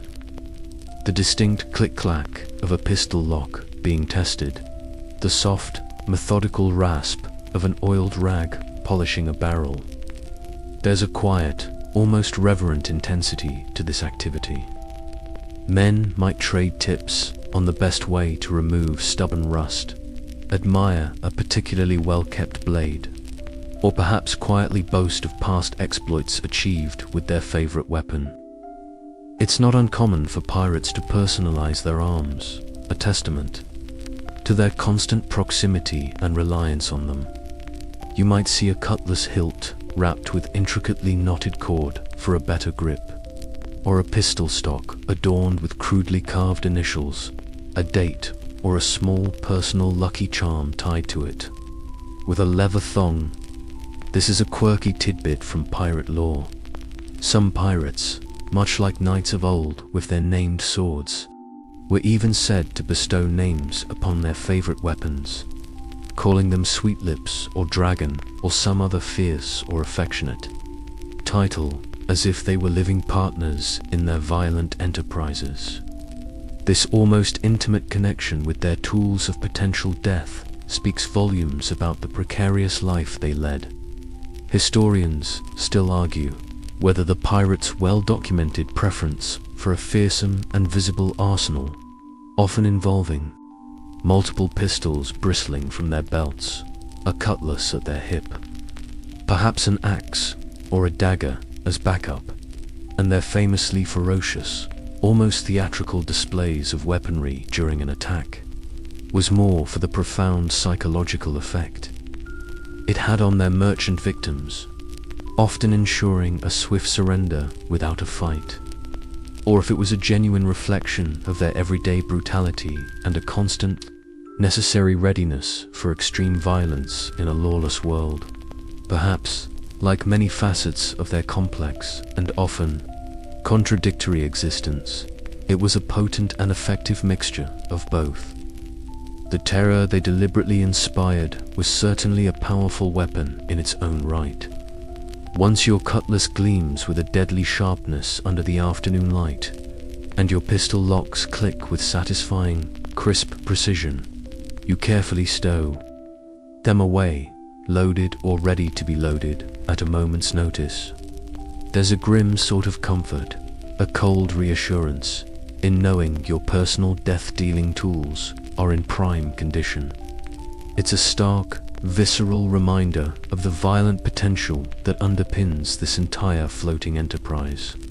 A potential that could be unleashed by the sight of an approaching naval sloop, a heavily armed merchantman deciding to fight back, a hostile encounter with a rival pirate crew, or even an internal dispute over plunder or perceived honor that escalates beyond heated words. The uncharted domesticity of this life, with its surprisingly mundane chores, its rough camaraderie, and its makeshift comforts, is always lived on the razor's edge of a blade, under the ever-present shadow of the gun. Polishing these tools is far more than a chore. It is an act of profound self-preservation, a quiet, personal acknowledgement that peace is merely a temporary state, and readiness in this unforgiving world is all. The metallic scent of oil and sharpened steel from your recent meticulous weapon maintenance still faintly perfumes the air around you, a personal testament to your readiness for whatever bloody business might lie ahead. But individual preparedness, while absolutely essential for survival in your chosen profession, is only one part of the complex, often contradictory machinery that keeps a pirate crew functioning with any degree of success. This isn't just a random, chaotic collection of heavily armed ruffians and societal misfits, though it might certainly appear that way to an unfortunate merchant captain peering through his spyglass. Beneath the surface of apparent anarchy, there's a surprising, almost paradoxical, layer of self-imposed order and carefully structured self-governance that underpins this ostensibly lawless society. And you're about to get a more formal introduction, or perhaps a solemn reminder, of this foundational structure, because the quartermaster, that same indispensable figure who oversees the fair distribution of rations and often acts as the crew's powerful representative, has called for all hands to assemble on the main deck. There's something important to discuss, or perhaps to reaffirm, something that binds you all together despite your diverse origins and often volatile temperaments. The ship's articles of agreement, even bloodthirsty outlaws, it turns out, appreciate a clearly defined set of house rules, especially when the house in question is a relatively small, highly flammable wooden vessel crammed with individuals from a dozen different nations, all possessing sharp objects, short fuses, and even sharper tempers. These articles, often drawn up with solemn ceremony when a crew first formed or at the beginning of a new piratical voyage, and then sworn to by every man jack aboard, from the captain down to the lowliest powder monkey, are the pirate equivalent of a constitution. They are, in essence, a social contract for a society deliberately living outside the traditional confines and protections of conventional law. You gather with your shipmates, a motley assembly, as the sun perhaps begins its slow dip towards the horizon, casting long, dancing shadows across the wooden deck that was so recently the scene of your collective labors from the mornings, swabbing to the afternoon's mending of sails and tarring of ropes. The captain and the quartermaster stand before the assembled company, perhaps near the mainmast or on the quarterdeck, a copy of the articles, a piece of precious parchment or sturdy paper, likely well thumbed, creased, and possibly bearing the marks of spilled rum and many hands held forth for all to see, or at least to acknowledge. One of the most crucial sections of these articles, and one that invariably commands the rapt, almost religious attention of every soul present, deals with the division of plunder. This is, after all, the primary, glittering motivation for this incredibly risky and often brutal enterprise. A mainstream historical fact is that surviving pirate articles, like those of famous captains such as Bartholomew Roberts or John Phillips, meticulously laid out this share system with remarkable clarity. Typically, the captain and the quartermaster received larger shares than the rest, perhaps 1.5 or even 2 full shares each, in recognition of their greater responsibilities, leadership, and personal risks. Skilled specialists, like the ship's surgeon if you were lucky enough to have one, who knew more about healing than just enthusiastic amputation with a saw. The carpenter whose skills kept the ship from falling apart, or the master gunner, responsible for the deadly ordnance, might receive a share and a quarter or a share and a half. The vast majority of the crew, the ordinary seamen like yourself who did the bulk of the fighting and sailing, would each receive one full, equal share. It was a remarkably egalitarian system, especially when compared to the often grossly exploitative wage structures and prize money distributions common in the naval or merchant vessels of the time, where the common sailor often saw precious little of the vast profits generated by his labor and risk. The articles might even specify additional rewards for specific acts of bravery in battle, or for the first man to spot a sail that subsequently turned out to be a valuable prize. Then there are the equally important rules of conduct and discipline, carefully designed to maintain some semblance of order and prevent the ship from descending into a chaotic, self-destructive mess of infighting and recrimination. Common stipulations included no fighting amongst yourselves whilst on board the ship. Serious disputes were often to be settled ashore by duel, with pistols or cutlasses, under the quartermaster's supervision, to prevent disruption to the ship's company. Strict rules about striking another crewman unprovoked, and crucial regulations concerning the handling of lights and fire, absolutely vital for safety on such a vulnerable vessel. Some codes, famously like those of Captain Bartholomew Roberts, whose articles were particularly detailed, even forbade gambling with cards or dice for money, and rather surprisingly, dictated that all lights and candles were to be put out by 8 o'clock at night. If any man wished to continue drinking after that hour, and many usually did, he was to do so on the open deck in the dark. This latter rule, a rather quirky tidbit from Robert's famously stringent articles, aimed to reduce the ever-present risk of accidental fires from overturned candles or smouldering pipes, and perhaps to ensure a more alert and less hungover crew. For the duties of the following morning, imagine, if you will, a pirate ship with a mandatory bedtime, not quite the image of endless, raucous partying often depicted in popular culture.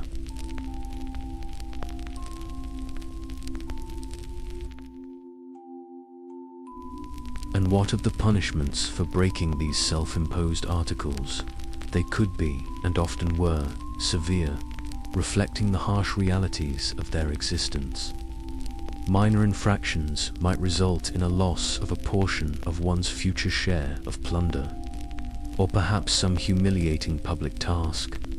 More serious offenses, such as theft from a fellow crewman, cowardice in battle, or dereliction of duty, could lead to flogging, a brutal whipping, with the infamous Cato Ninetails, or the dreaded punishment of marooning. This involved being abandoned on a desolate, uninhabited island, often with little more than a flask of water, some powder and shot, a single pistol, and perhaps a cutlass, left to the mercy of the elements and starvation.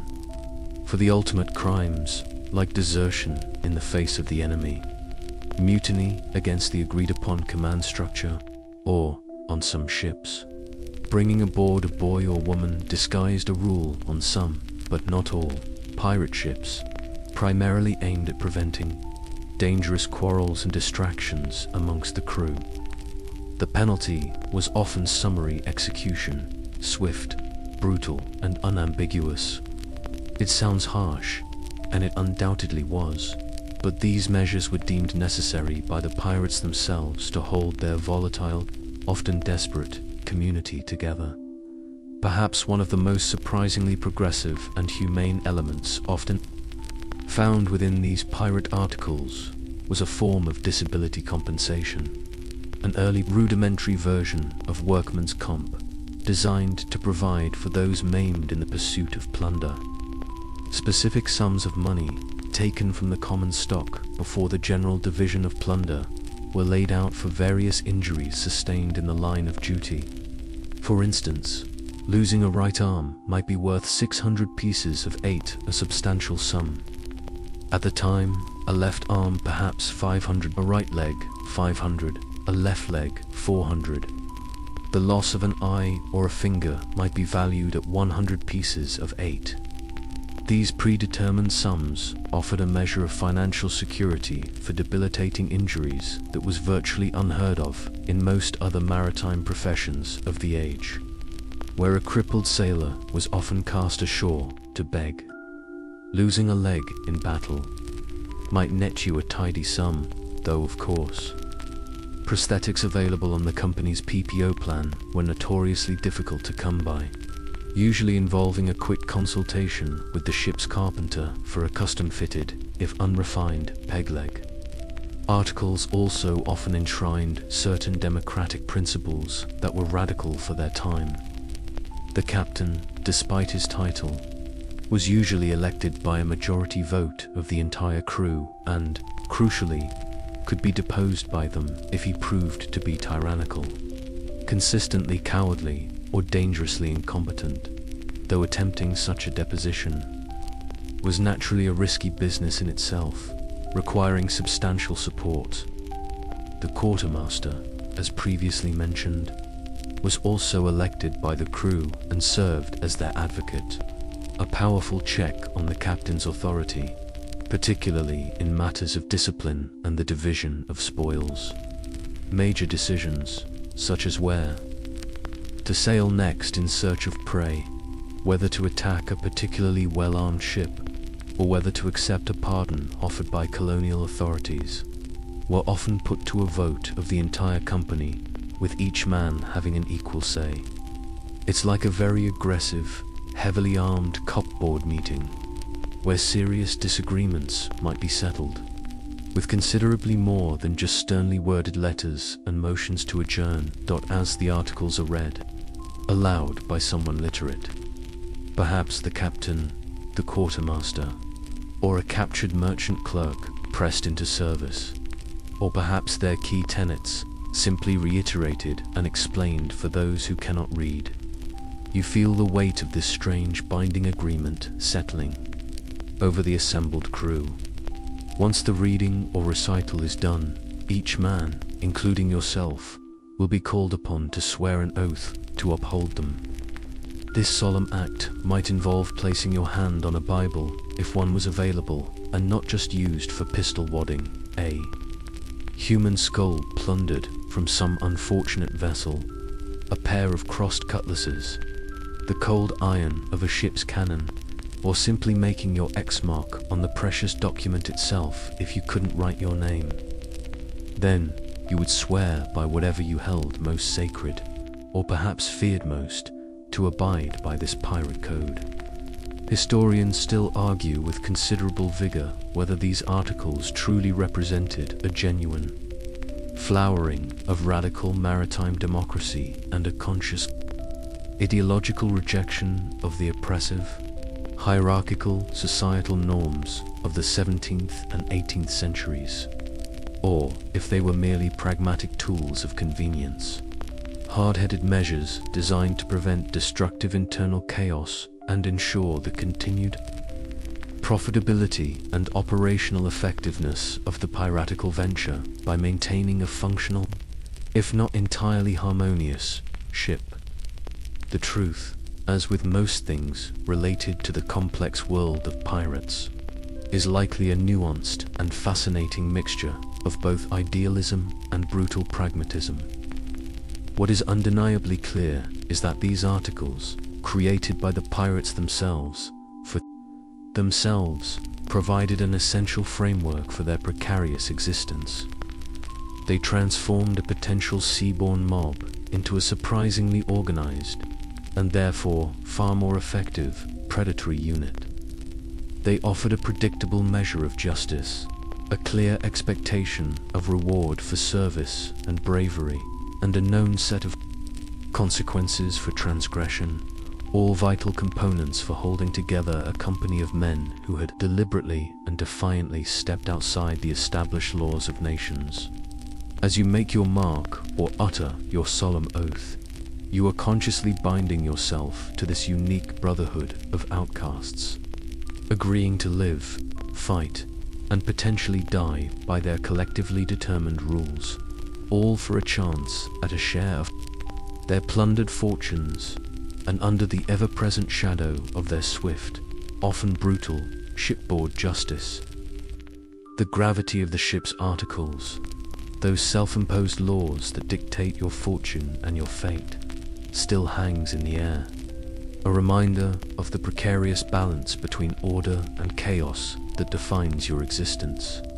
But even on a vessel teetering on the edge of societal norms, life cannot be an unending cycle of toil, terror, and tense legal agreements. As the sun finally surrenders to the horizon, painting the western sky in hues of blood orange and deep violet, a different kind of energy begins to stir on deck.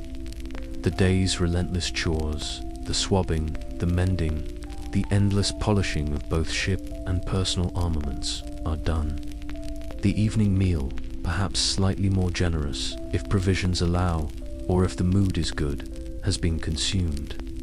And now, under the vast, indifferent canopy of stars, or perhaps the silvery glow of a full moon, you and your shipmates seek fleeting distraction in makeshift melodies and moments of rough-hewn merriment. This isn't the refined entertainment of concert halls or lamplit parlors you might have known or heard tell of back on land.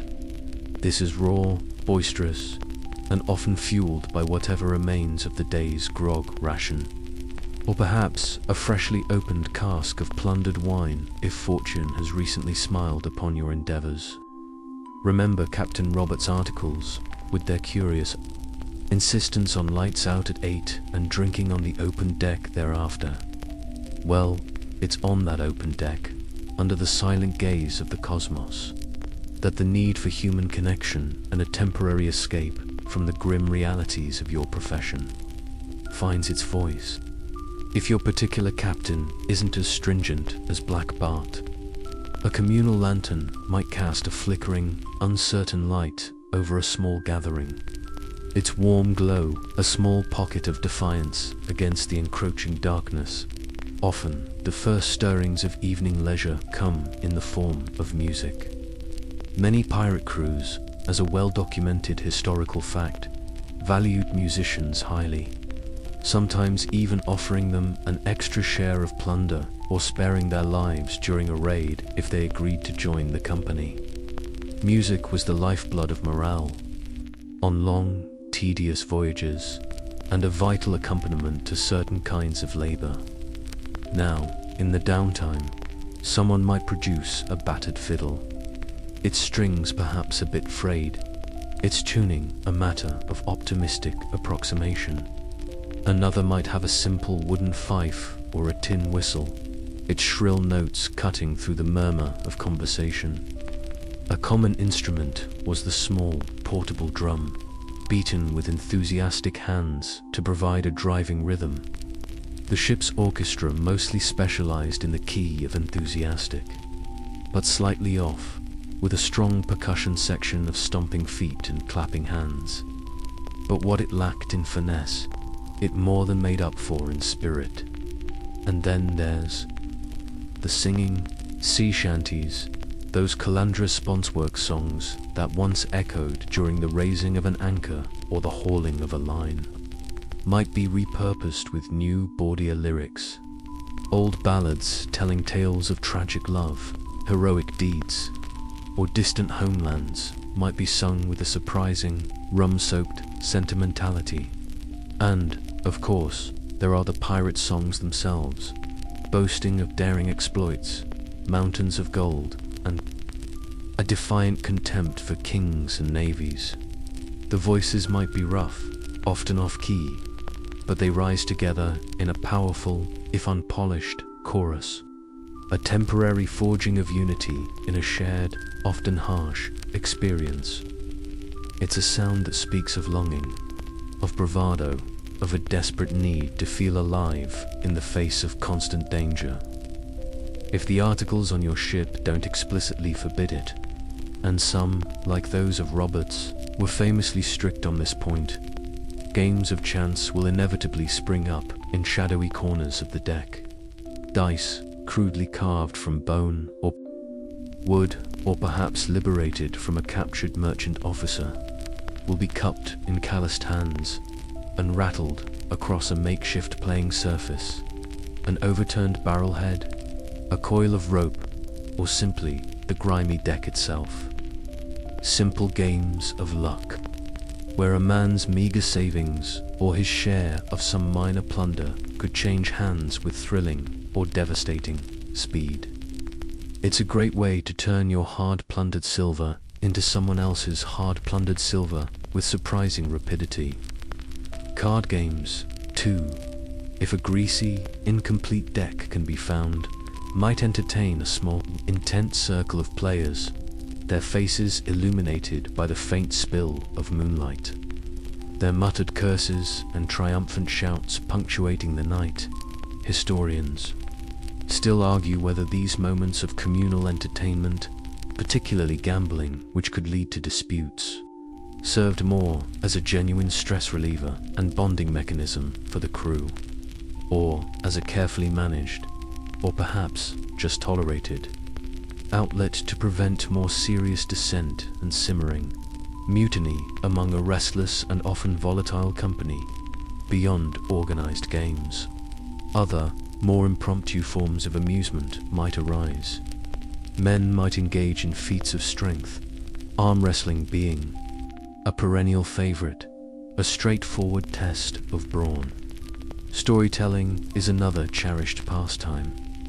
Every pirate, it seems, is a novelist at heart, especially when it comes to embellishing their own heroic deeds, the ferocity of their enemies, or the sheer, unbelievable size of the sea monster that almost got them that one time off the coast of Madagascar.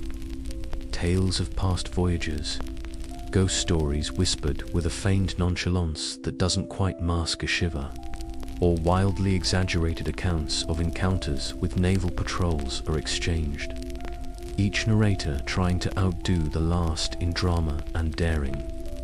Laughter, raw and unrestrained, echoes across the water, a sound strangely at odds with the deadly, serious business that occupies your daylight hours. Occasionally, if the mood is particularly high and the fiddler particularly energetic, some rudimentary dancing might break out. Not the elegant cotillions of polite society, but vigorous, space-efficient hornpipes and jigs, feet stomping out a rhythm on the wooden planks, bodies leaping and turning with a surprising agility for men more accustomed to hauling ropes than tripping the light fantastic. It's a release of pent-up energy, a joyful, almost frantic expression of being alive. One quirky tidbit of sailor folklore that might influence these evening pastimes is the web of superstitions surrounding luck and fortune. For instance, some sailors believed it was desperately bad luck to start a new voyage on a Friday, and such beliefs could easily extend to gambling, perhaps avoiding certain games or bets on specific days or after particular omens. A black cat crossing your path on land might be bad luck, but on a ship, a cat, especially a black one, was often considered good luck because it hunted the rats that threatened your precious biscuit supply from the past. How these beliefs translated to games of chance is anyone's guess, but they surely added another layer to the proceedings. These moments of makeshift melody and merriment are precious, precisely because they are so fleeting and stand in such stark contrast to the discipline of the articles, the harshness of the labor, the ever-present threat of violence, and the gnawing uncertainty of your future. It's a chance to briefly forget that you are an outlaw, hunted and feared, and to simply be a man among men, sharing a song, a drink, a story, a laugh. It's a fragile domesticity, this nighttime camaraderie, built on shared danger and the temporary oblivion offered by rum and revelry. But for now, as the fiddle scrapes out another tune and a fresh round of voices rises to meet the stars, it feels almost like a kind of home. The echoes of last night's rough melodies and forced merriment, those fleeting moments of communal escape you shared with your crewmates, fade with the sobering light of a new day, or perhaps they are abruptly shattered by a sudden cry of pain. Life on a pirate ship, as you're constantly reminded, is a relentless dance between the mundane, the mirthful, and the mortally dangerous. One moment you might be sharing a coarse joke or a swig of rum.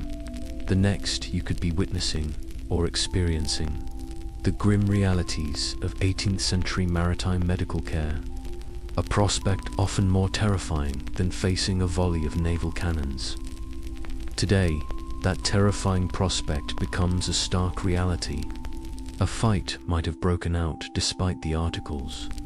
A carelessly handled piece of cargo might have crushed a limb, or perhaps a fall from the rigging during a sudden squall has left a man broken and bleeding on the deck. Suddenly, all eyes turn to one figure, the ship's surgeon, if your vessel is fortunate enough, or perhaps unfortunate enough, to boast one. His qualifications can be a very mixed bag. He might be a genuinely trained former naval surgeon, perhaps disgraced or simply seeking adventure, or an apothecary's apprentice who absconded with more than just a knowledge of herbs. More often, he's a ship's carpenter whose familiarity with a saw is deemed sufficient, or even the cook, whose ironic nickname of doctor, as mentioned back in section 5, when we visited his hot hell, suddenly takes on a chillingly literal meaning. His medical diploma, if one ever existed, was probably a hastily scribbled note from a previous captain saying, "Good with a saw." Mostly hits the right limb, regardless of his background. He's about to become the most important man on the ship for the unfortunate soul now lying injured. The articles you recently affirmed might promise compensation for a lost limb, a pragmatic form of insurance. But it's this man's shaky hands that will determine if you live to collect it. His surgery is unlikely to be a gleaming, sterile environment. It might be his own cramped cabin, slightly cleared of personal effects, or a designated, equally confined space in the twin decks. Perhaps near a gunport for a sliver of natural light if the weather is fair. The air within is thick with the familiar shipboard aromas of tar, bilge, and unwashed bodies, now likely to be augmented by the metallic temps of blood. The sickly sweet smell of pus, if infection has already taken hold, and perhaps the pungent scent of whatever strange concoctions he calls medicine. His tools are laid out on a piece of sailcloth, an array of fearsome-looking saws of various sizes, sharp knives that differ little from butcher's implements, probes, forceps, and heavy needles and thick ligature for stitching.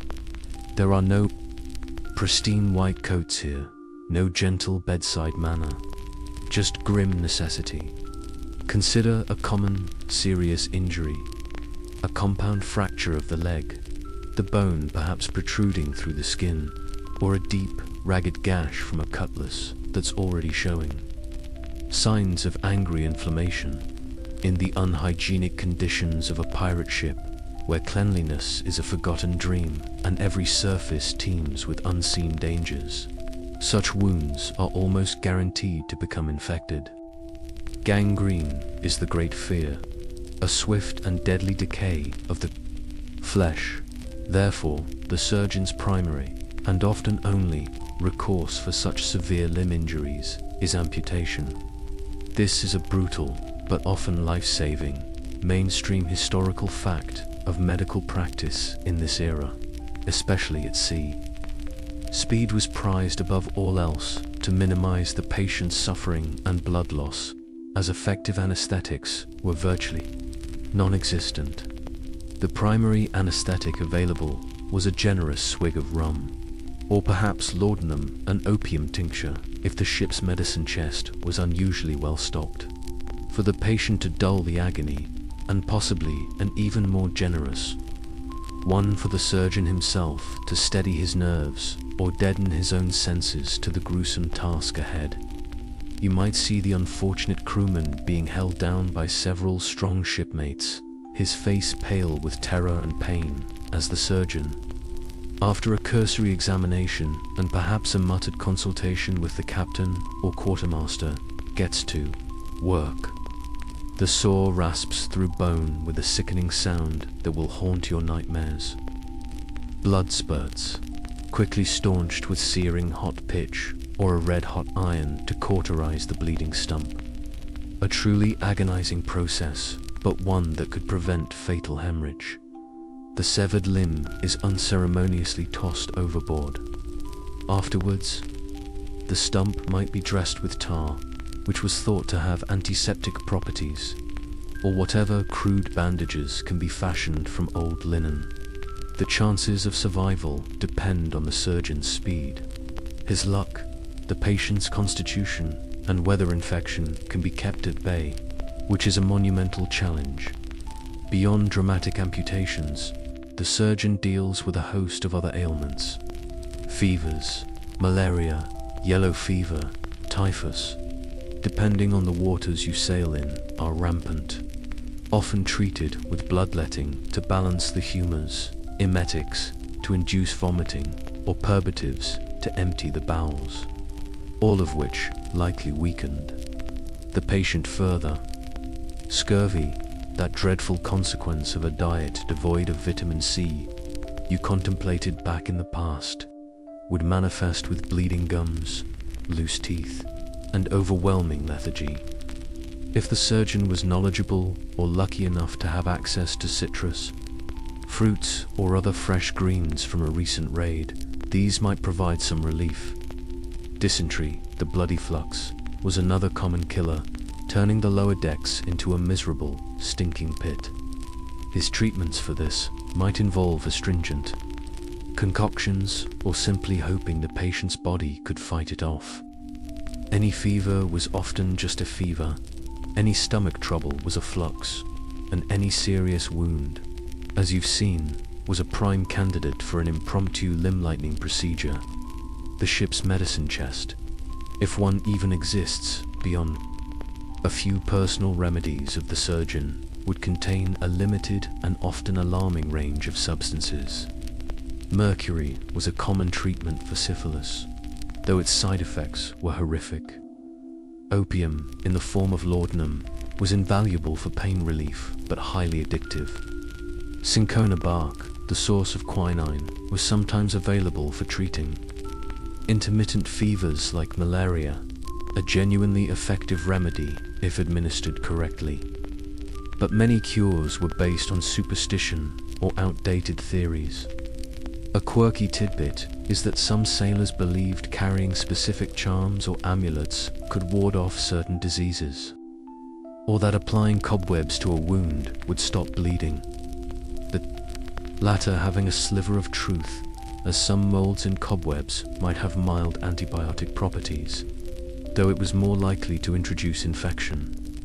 Another grimly fascinating, and sometimes accurate, observation was that maggots in a festering wound could sometimes be beneficial as they consumed only the dead and decaying tissue, a primitive form of debridement.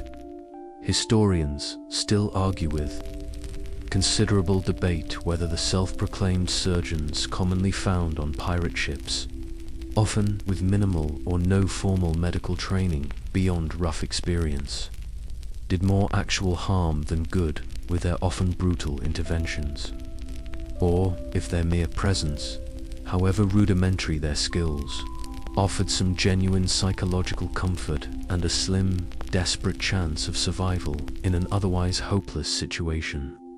The reality is that survival rates were appallingly low for serious injuries or illnesses, yet the surgeon, with his shaky hands and terrifying tools, represented the only barrier, however flimsy, between a man and a slow, agonizing death, or a quick descent into the deep. Witnessing his work is a stark reminder of your own mortality and the high price of the life you've chosen.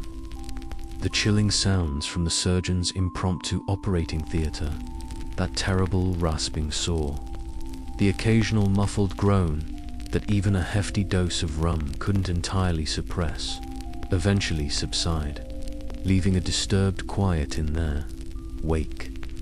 Such grim episodes serve as a potent reminder of your own fragility, prompting perhaps a more acute awareness of the small things you still possess, the meager comforts and necessities that constitute your worldly goods in this floating microcosm of desperation and desire. Life, however, continues its relentless rhythm, and beyond the dramatic threats of cannonballs and crude surgery, there are the more insidious daily battles you must wage, the fight to protect your few valuables from both the ever-present sick thieves and, occasionally, their two-legged, less scrupulous counterparts, your personal possessions. Even for a pirate who dreams of mountains of gold, are likely pathetically few. Remember those crowded quarters from Section 2. There's precious little space for hoarding. You probably have a spare shirt, perhaps a pair of rough woolen trousers to change into when your current ones become too stiff with salt, grease, and grime to be borne any longer.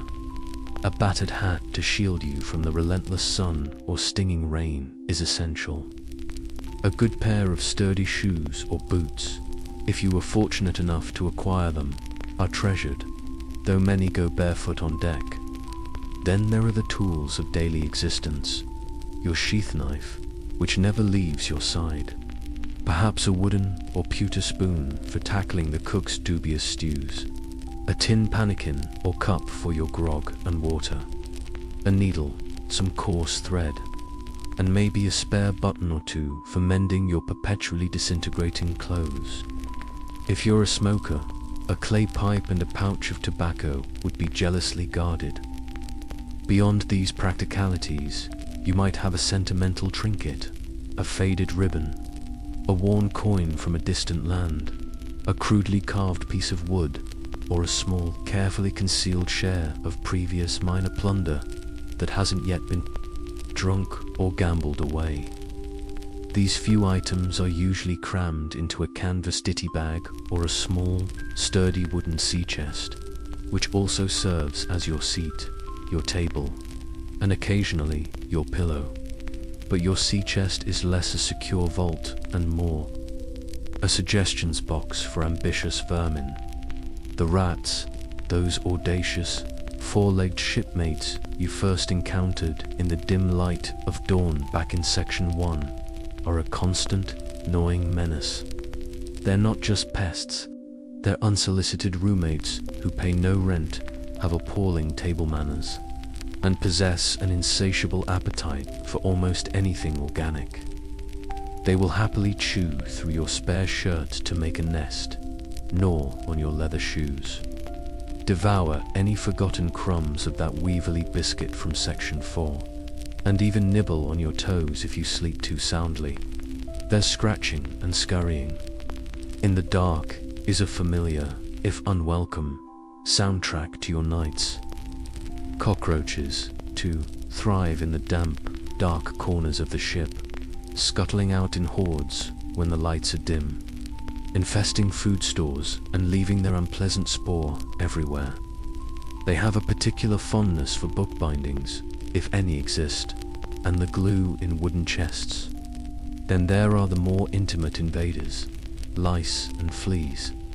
These tiny, loyal companions are always with you, especially in the seams of your favorite shirt and trousers, and in your rough blanket or hammock. The constant itching is just another layer of discomfort to endure. Another battle in the war for some semblance of personal peace. Guarding your meager hoard from these six-legged thieves is an ongoing, often losing, struggle. You might try to hang your ditty bag from a hook or a beam, hoping the rats can't tightrope walk, but they are surprisingly acrobatic.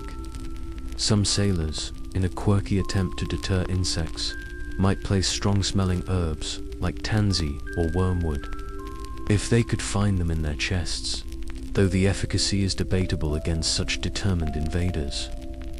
The best defense is often just to have as little as possible that might attract them, and to keep what you do have as clean and dry as circumstances permit, which isn't very dot. And then there are the human thieves. While the pirate articles you recently swore to in Section 8 usually have very strict prohibitions against theft amongst the crew, a mainstream historical fact being that punishments could range from being forced to run a gauntlet, to having your nose or ears slit, to being marooned or even executed for stealing from a shipmate. Desperation or sheer maliciousness can sometimes override even these fearsome deterrents. In a community of outlaws, trust is a fragile commodity.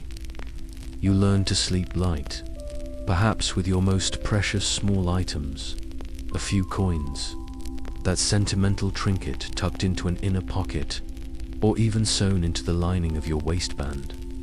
Historians still argue whether the communal living and shared dangers on a pirate ship fostered a greater sense of rough and ready trust regarding personal property than in other, more hierarchical maritime settings, or if the inherently desperate and often amoral nature of many individuals drawn to piracy made theft an even more pervasive, albeit necessarily clandestine, problem that the articles struggled to contain.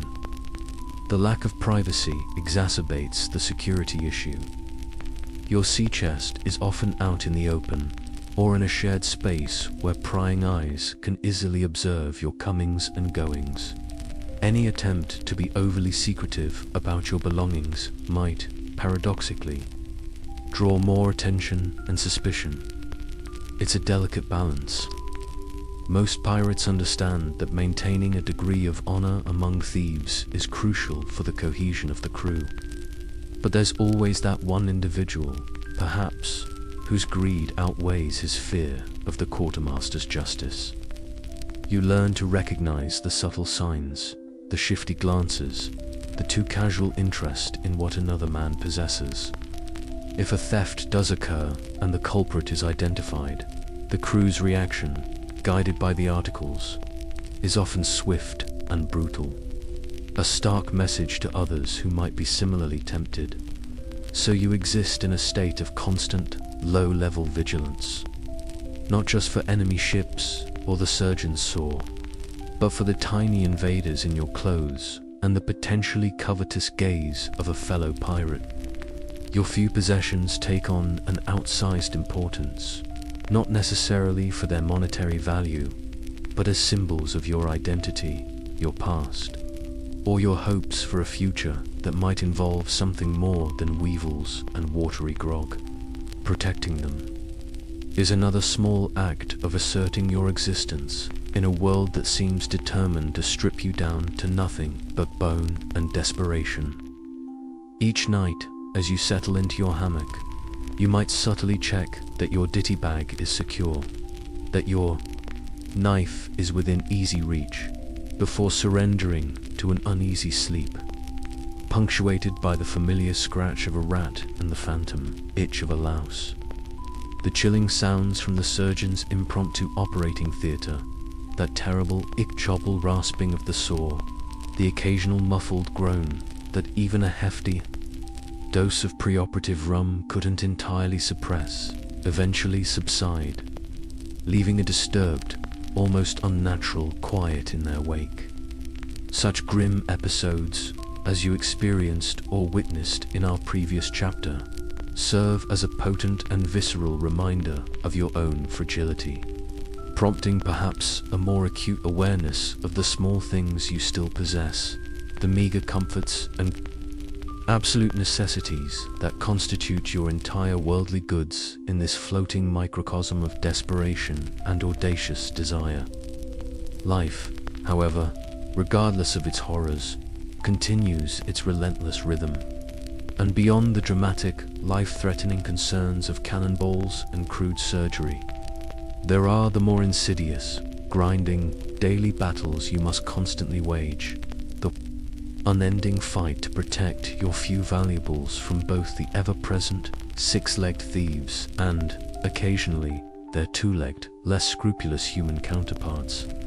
Your personal possessions, even for a pirate who dreams of overflowing chests of gold and jewels, are likely to be pathetically few, a testament to the harsh realities of your chosen life.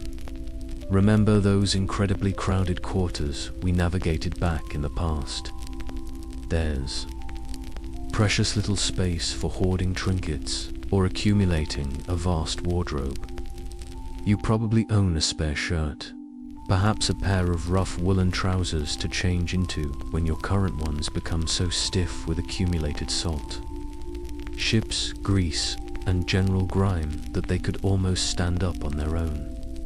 A battered, wide-brimmed hat to shield your eyes from the relentless tropical sun or stinging sea spray is an essential piece of kit. A good pair of sturdy, well-oiled leather shoes or boots, if you were fortunate enough to acquire them from a previous life or a particularly well-heeled prize, are treasured possessions, though many pirates go barefoot on deck for better grip. At least in warmer climes. Then there are the indispensable tools of daily existence, your trusty sheath knife, which rarely, if ever, leaves your side. Perhaps a crudely carved wooden or battered pewter spoon for tackling the cook's often dubious stews, a tin pannikin, or a wooden noggin for your daily grog and carefully rationed water. A sailmaker's needle, some coarse, waxed thread, and maybe a spare button or two for the constant task of mending your perpetually disintegrating clothes. If you're a smoker, a short-stemmed clay pipe and a pouch of precious tobacco would be jealously guarded against damp and unauthorized borrowing.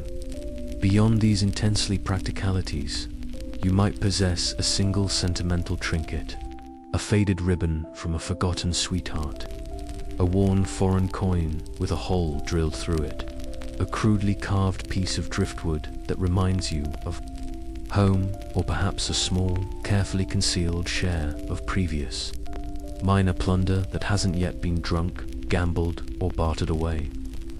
These few items, your entire material world, are usually crammed into a coarse canvas ditty bag, or a small, sturdy wooden sea chest, which often doubles as your seat, your table, and occasionally, if you're particularly unlucky with hammock space, your pillow.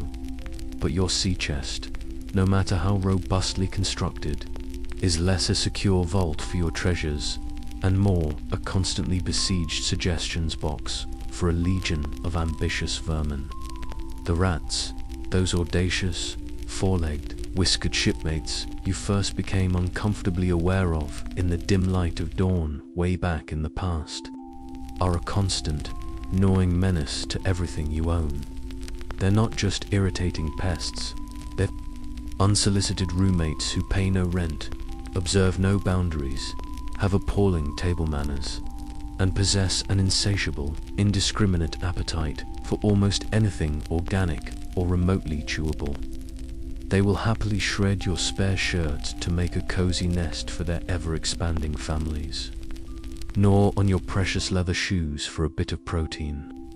Devour any forgotten crumbs of that notoriously hard, weevily biscuit from the past, and have even been known to nibble on the exposed toes or fingers of unwary sailors sleeping too soundly. Their incessant scratching and scurrying in the dark, within the very fabric of the ship, is a familiar, if profoundly unwelcome, soundtrack to your nights. Cockroaches, too, those shiny, armor-plated denizens of the dark, thrive in the damp, warm corners of the ship, scuttling out in disgusting hordes when the lights are dim, infesting food stores, tainting water, and leaving their unpleasant, musty spore everywhere. They have a particular fondness for bookbindings, if any such rarities exist on board, and the animal-based glue used in the construction of older wooden chests. Then, of course, there are the more intimate, personal invaders, lice and fleas.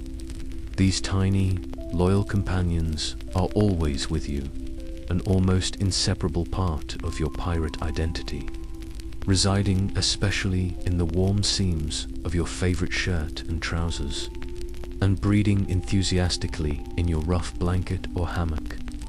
The constant, maddening itching is just another layer of discomfort to endure, another small, persistent battle in the unending war for some semblance of personal peace and bodily integrity.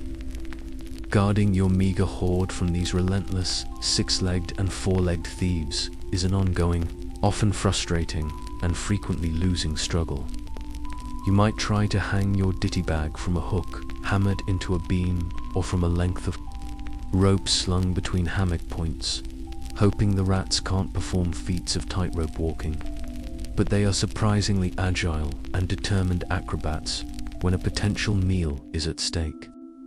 Some sailors, in a quirky, often futile, attempt to deter insects from their chests, might place bundles of strong-smelling herbs like tansy, pennyroyal, or wormwood if they could find or trade for them in some port amongst their clothes, though the efficacy of such measures is debatable against such determined and numerous invaders.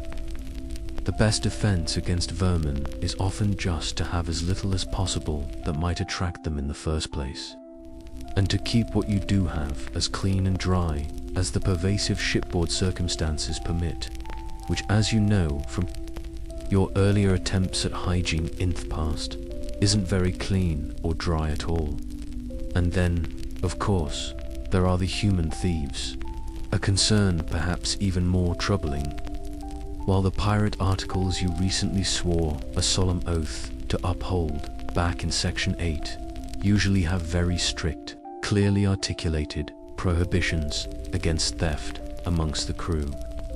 A well-documented mainstream historical fact being that punishments for stealing from a fellow shipmate could range from being forced to run a gauntlet of vengeful crewmen, to having your nose or ears slit as a mark of shame, to being marooned on a deserted island, or even, in particularly egregious cases, summary execution, sheer desperation, opportunity, or an inherently malicious nature can sometimes override even the most fearsome deterrents.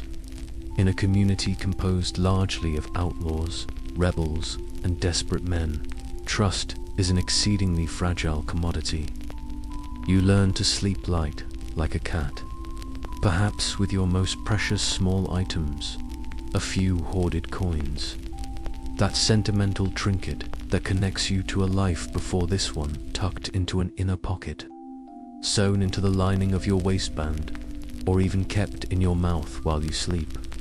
Historians still argue with considerable energy whether the unique conditions of communal living and shared constant dangers on a typical pirate ship fostered a greater, if grudging, sense of rough and ready trust and mutual respect regarding personal property than in other, more rigidly hierarchical maritime settings like the Navy, or if, conversely, the inherently desperate and often amoral nature of many individuals drawn to the piratical life made theft an even more pervasive, albeit necessarily clandestine and risky, problem that even the strictest articles struggled to fully contain. The almost complete lack of privacy on board exacerbates the security issue immensely. Your sea chest, if you have one, is often out in the open, in a shared sleeping space where prying eyes can easily observe your comings and goings and note what you place within it or remove from it. Any attempt to be overly secretive or conspicuously protective about your few belongings might, paradoxically, draw more unwanted attention and suspicion from your less principled shipmates. It's a delicate, nerve-wracking balance. Most pirates, seasoned by hardship and a pragmatic understanding of their shared vulnerability, generally understand that maintaining a degree of honor among thieves is crucial for the cohesion and operational effectiveness of the crew. But there's always the potential for that one individual, perhaps, whose insatiable greed, gambling debts, or simple lack of character outweighs his fear of the quartermaster's swift and often brutal justice. You learn to recognize the subtle, telltale signs, the shifty, lingering glances, the too casual, probing interest in what another man possesses, the way someone always seems to be nearby when you access your stash. If a theft does occur and the culprit is positively identified, the crew's reaction, guided by their sworn articles, is often swift, decisive, and brutal, a stark public message to any others who might be similarly tempted to betray the trust of their brethren.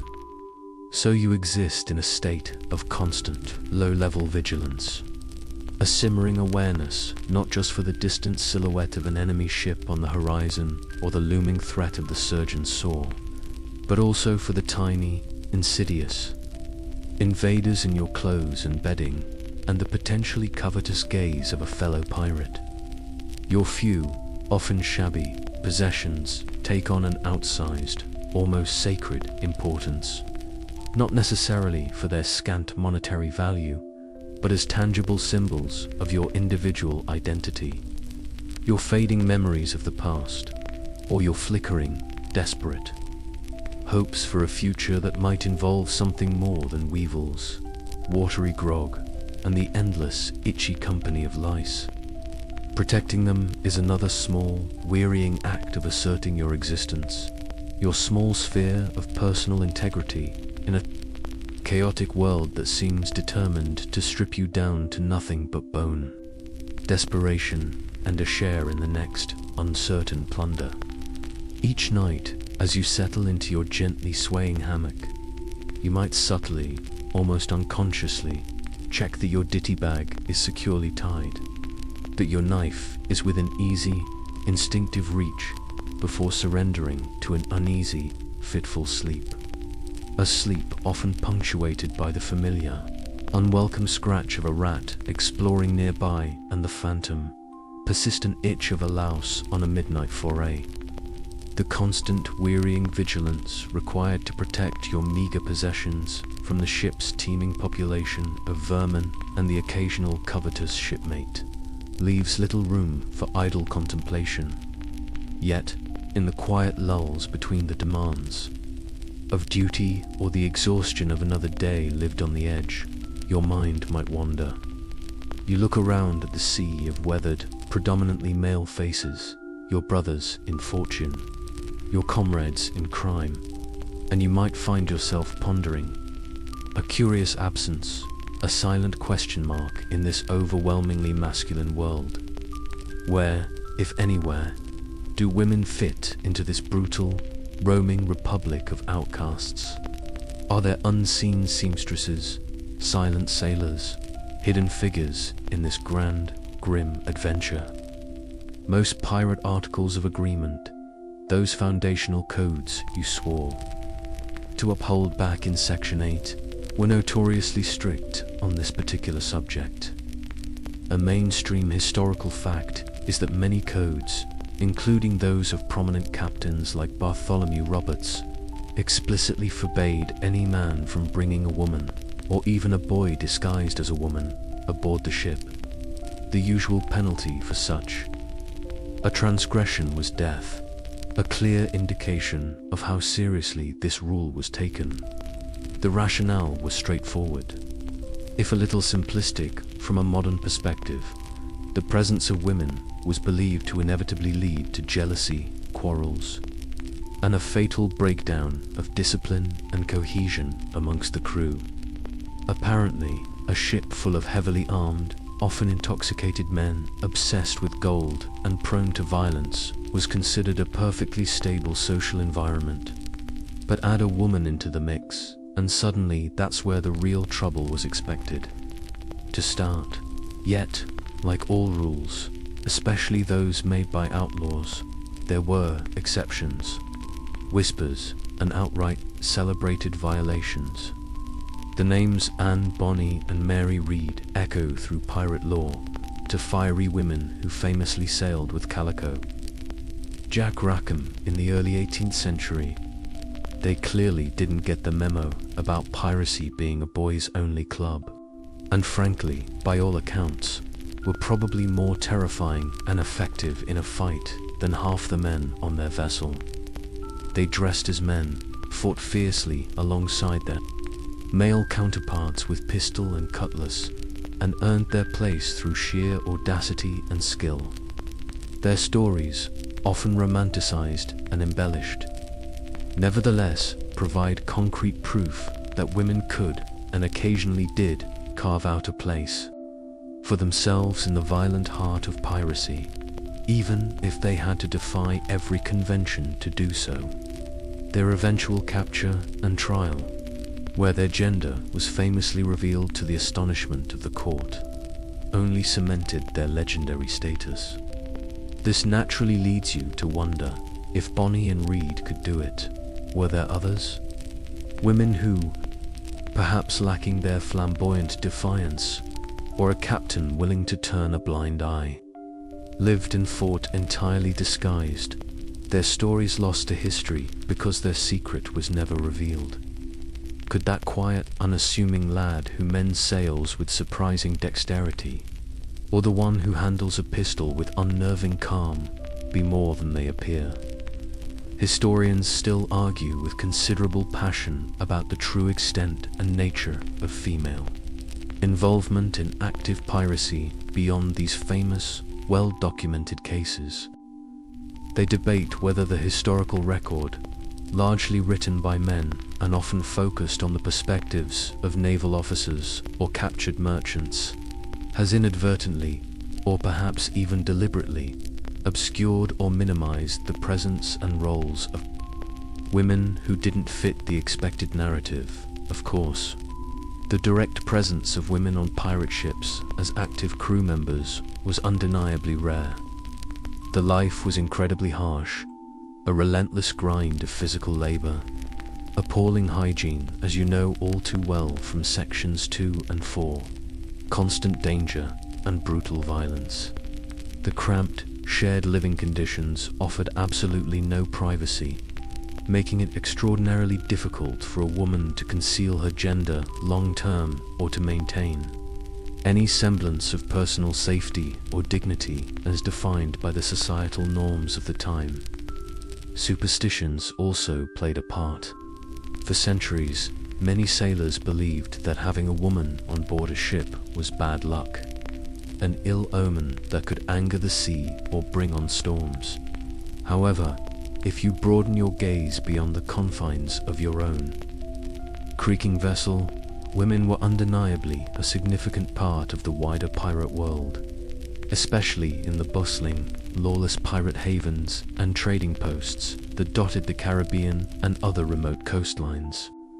In ports like Tortuga, Port Royal before its destruction, or Nassau, women ran taverns and brothels, traded in stolen goods, acted as fencers for plundered treasure, and managed shore-based businesses that catered directly to the needs of visiting pirate crews. They were an integral part of the pirate economy, often wielding considerable informal power and independence. Some were wives or mistresses of pirates, managing their affairs while they were at sea, a sort of pirate domesticity. Ashore, though hardly a tranquil one. What about women encountered involuntarily during the capture of a merchant vessel? This is a darker, more uncomfortable side of the story. Female passengers on captured ships were in an extremely vulnerable position, while some pirate captains and crews had articles that explicitly forbade the mistreatment of female captives again, often to prevent disputes among the crew. And some women were ransomed or released unharmed. Others undoubtedly suffered terribly. Their stories are often the most tragic and least recorded. The idea of them being routinely incorporated as unseen seamstresses or sailors against their will is more the stuff of romantic fiction than historical reality, though desperate circumstances can lead to desperate adaptations. So, as you sit there, perhaps watching the rhythmic sway of your shipmates' hammocks or the glint of moonlight on a polished cannon, you might ponder these complexities. If a woman were to be on board, accepted or hidden, what role could she realistically play beyond the sensationalized accounts of fighters like Bonnie and Reed?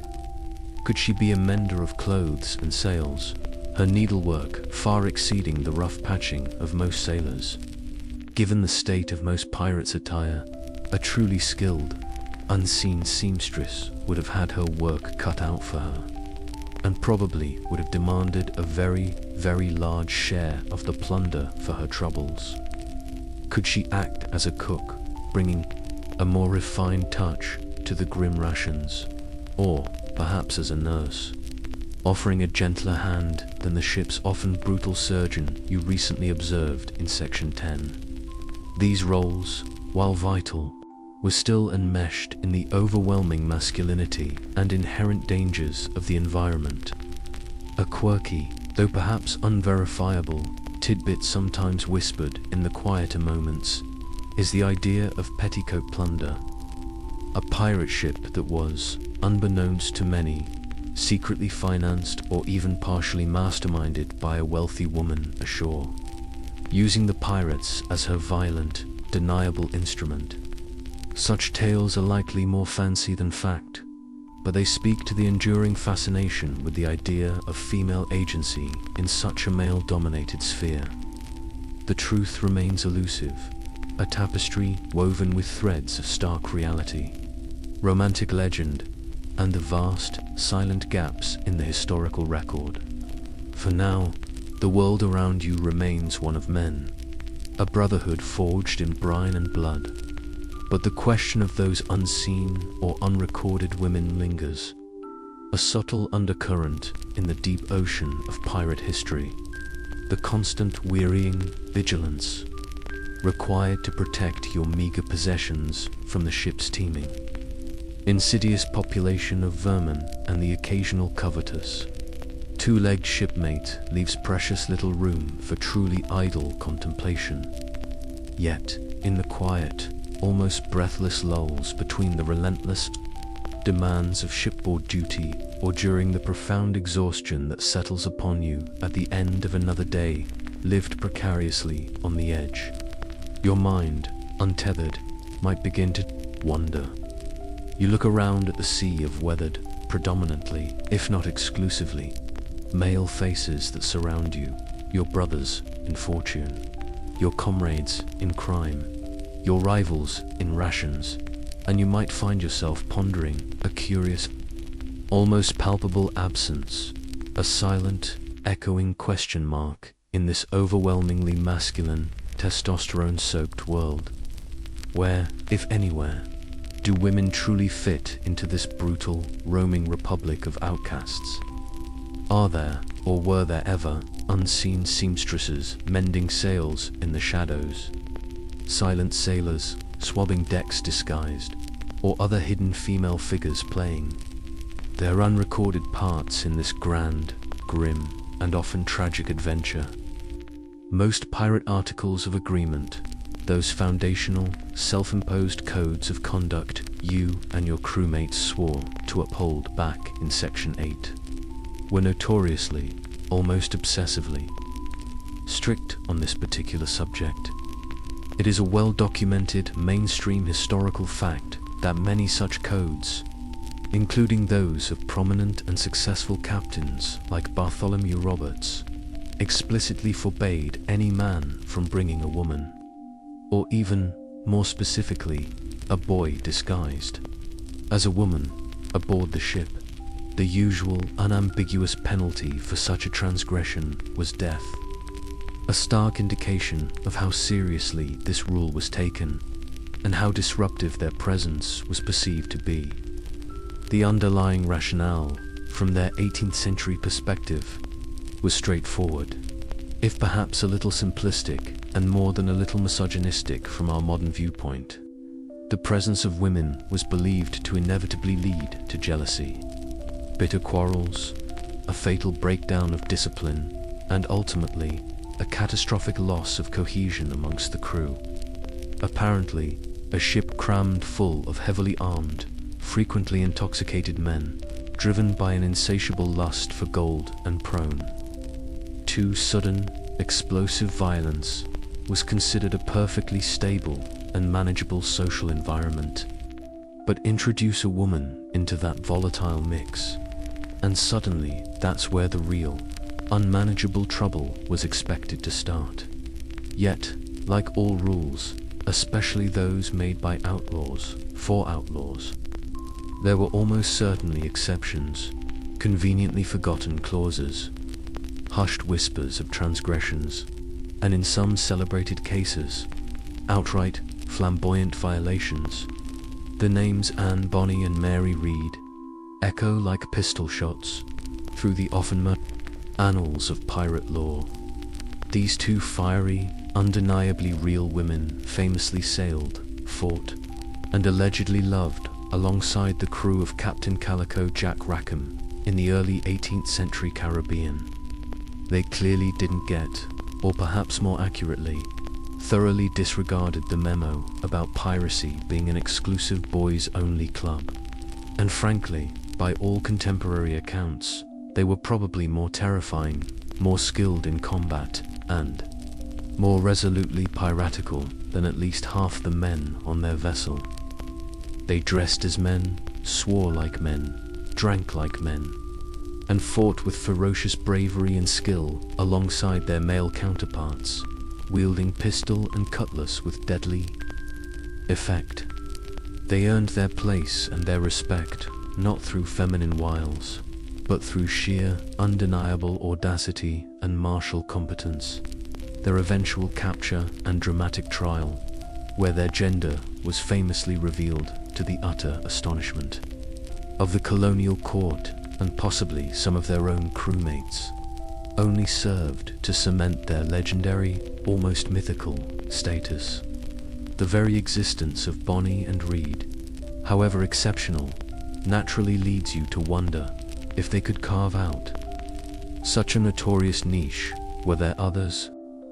Women who, perhaps lacking their flamboyant defiance, their particular circumstances, or a captain as relatively tolerant, or perhaps as hopelessly smitten as Calico Jack, lived and fought entirely disguised, their extraordinary stories lost to history simply because their secret was never publicly revealed. Could that quiet, unassuming lad who mends sails with a surprising, almost delicate dexterity, or the one who handles a pistol with an unnerving, steely calm, be more than they appear? Historians, archaeologists, and gender scholars still argue, with considerable passion and fascinating speculation, about the true, unrecorded extent and diverse nature of female involvement in active piracy beyond these famous, well-documented, and often sensationalized cases. They continue to debate whether the historical record, largely written by men, often naval officers, colonial administrators, or captured merchants with their own biases and agendas, has inadvertently, or perhaps even quite deliberately, obscured, minimized, or entirely erased the presence and contributions of women who didn't fit the expected, conventional narratives of the time. Of course, one must acknowledge that the direct, open presence of women on pirate ships as active, accepted crew members was undeniably exceedingly rare. The life itself was incredibly, unimaginably harsh, a relentless, back-breaking grind of physical labor, appalling hygiene standards, as you know all too well from your experiences in sections 2 and 4, constant gnawing hunger, pervasive damp, inescapable exposure to the elements, and the ever-present threat of brutal violence and sudden death. The incredibly cramped, entirely communal shared living conditions, which you navigate daily, offered absolutely no privacy whatsoever, making it extraordinarily difficult, if not impossible, for a woman to conceal her gender long-term, or to maintain any semblance of personal safety, hygiene, or dignity as defined by the societal norms of that era. Furthermore, deeply ingrained maritime superstitions, held by sailors for centuries, often painted women on board a ship as bad luck, an ill omen that could anger the capricious sea gods or whistle up a deadly storm. However, if you broaden your gaze beyond the creaking timbers and tarred ropes of your own particular vessel, it becomes clear that women were undeniably a significant and often influential part of the wider, sprawling pirate world, especially in the bustling, multicultural, and frequently lawless pirate havens and trading posts that flourished in places like Tortuga, the early, unreformed Port Royal in Jamaica, or the infamous Republic of Pirates in Nassau. In these vibrant, chaotic, shore-based communities, women ran taverns, lodging houses, and, yes, brothels. They traded in stolen goods, acted as shrewd fencers for plundered treasure, supplied ships with provisions at a hefty profit, no doubt, and managed various shore-based businesses that catered directly and essentially to the needs, desires, and vices of visiting pirate crews. They were an absolutely integral part of the pirate economy, often wielding considerable informal social and economic power, and enjoying a degree of independence rarely available to their contemporaries in more civilized societies. Some were, of course, wives or long-term mistresses of pirates, managing their affairs and property while their men were out raiding, creating a unique form of pirate domesticity ashore, though it was hardly a tranquil or predictable existence. What About women encountered involuntarily during the violent capture of a merchant vessel. This, inevitably, is a darker, more uncomfortable, and often tragic side of the story. Female passengers or crew on captured ships were in an extremely vulnerable and terrifying position, while some pirate captains and their articles, as we've discussed explicitly, forbade the mistreatment or molestation of female captives, often pragmatically to prevent dangerous disputes and infighting among their own crew over them. And some women were indeed ransomed, released unharmed, or even treated with a degree of rough courtesy. Others undoubtedly suffered terribly. Their stories are often the most harrowing, the least recorded, and the most easily sensationalized or ignored. The idea of them being routinely and willingly incorporated as unseen seamstresses or sailors against their will is more the stuff of romantic, anachronistic fiction than historical reality, though desperate circumstances can, of course, lead to desperate and unpredictable adaptations for survival. So, as you sit there on deck, perhaps idly watching the rhythmic sway of your sleeping, shipmates, hammocks in the stuffy air below, or the distant, cold glint of moonlight on a polished cannon, you might ponder these many complexities. If a woman were to be on board, whether openly accepted, secretly disguised, or reluctantly tolerated, what role could she realistically play beyond the sensationalized, martial accounts of fighters like Bonnie and Reed? Could she truly be an unseen seamstress, her needlework far exceeding the rough, clumsy patching of most calloused sailors? Given the generally appalling state of most pirates' attire, a truly skilled and dedicated seamstress would have had her work cut out for her indefinitely, and probably would have, quite rightly, demanded a very large share of any plunder for her troubles. Could she act as a cook, perhaps bringing a more refined or at least less actively poisonous touch to the grim daily rations you endure? Or perhaps as a nurse, offering a gentler, more compassionate hand than the ship's often brutal, so happy surgeon you recently observed in Section 10. These vital roles, while less glamorous than brandishing a cutlass, were still enmeshed in the overwhelming masculinity, the pervasive danger, and the sheer physical hardship of the environment. A quirky, though perhaps entirely unverifiable, tidbit of scuttlebutt sometimes whispered in the quieter, more reflective moments amongst older sailors is the fanciful idea of petticoat plunder, a daring pirate ship that was, unbeknownst to the wider world and even to most of its own crew, secretly financed, provisioned, or even partially masterminded by a wealthy, powerful, and ruthlessly ambitious woman ashore, using the pirates as her violent, deniable, and ultimately disposable instrument of commerce or revenge. Such tales are almost certainly more romantic fancy than historical fact, but they speak volumes to the enduring popular fascination with the idea of female agency and hidden power operating within such a fiercely male-dominated and aggressively patriarchal sphere. The unvarnished truth about the full spectrum of female involvement in the age of piracy remains frustratingly elusive.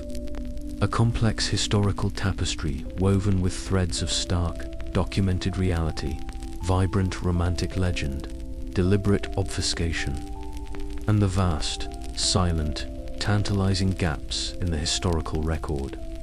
For now, the immediate tangible world around you remains one of men, a volatile, dangerous, and yet surprisingly structured brotherhood forged in brine, blood, and shared adversity.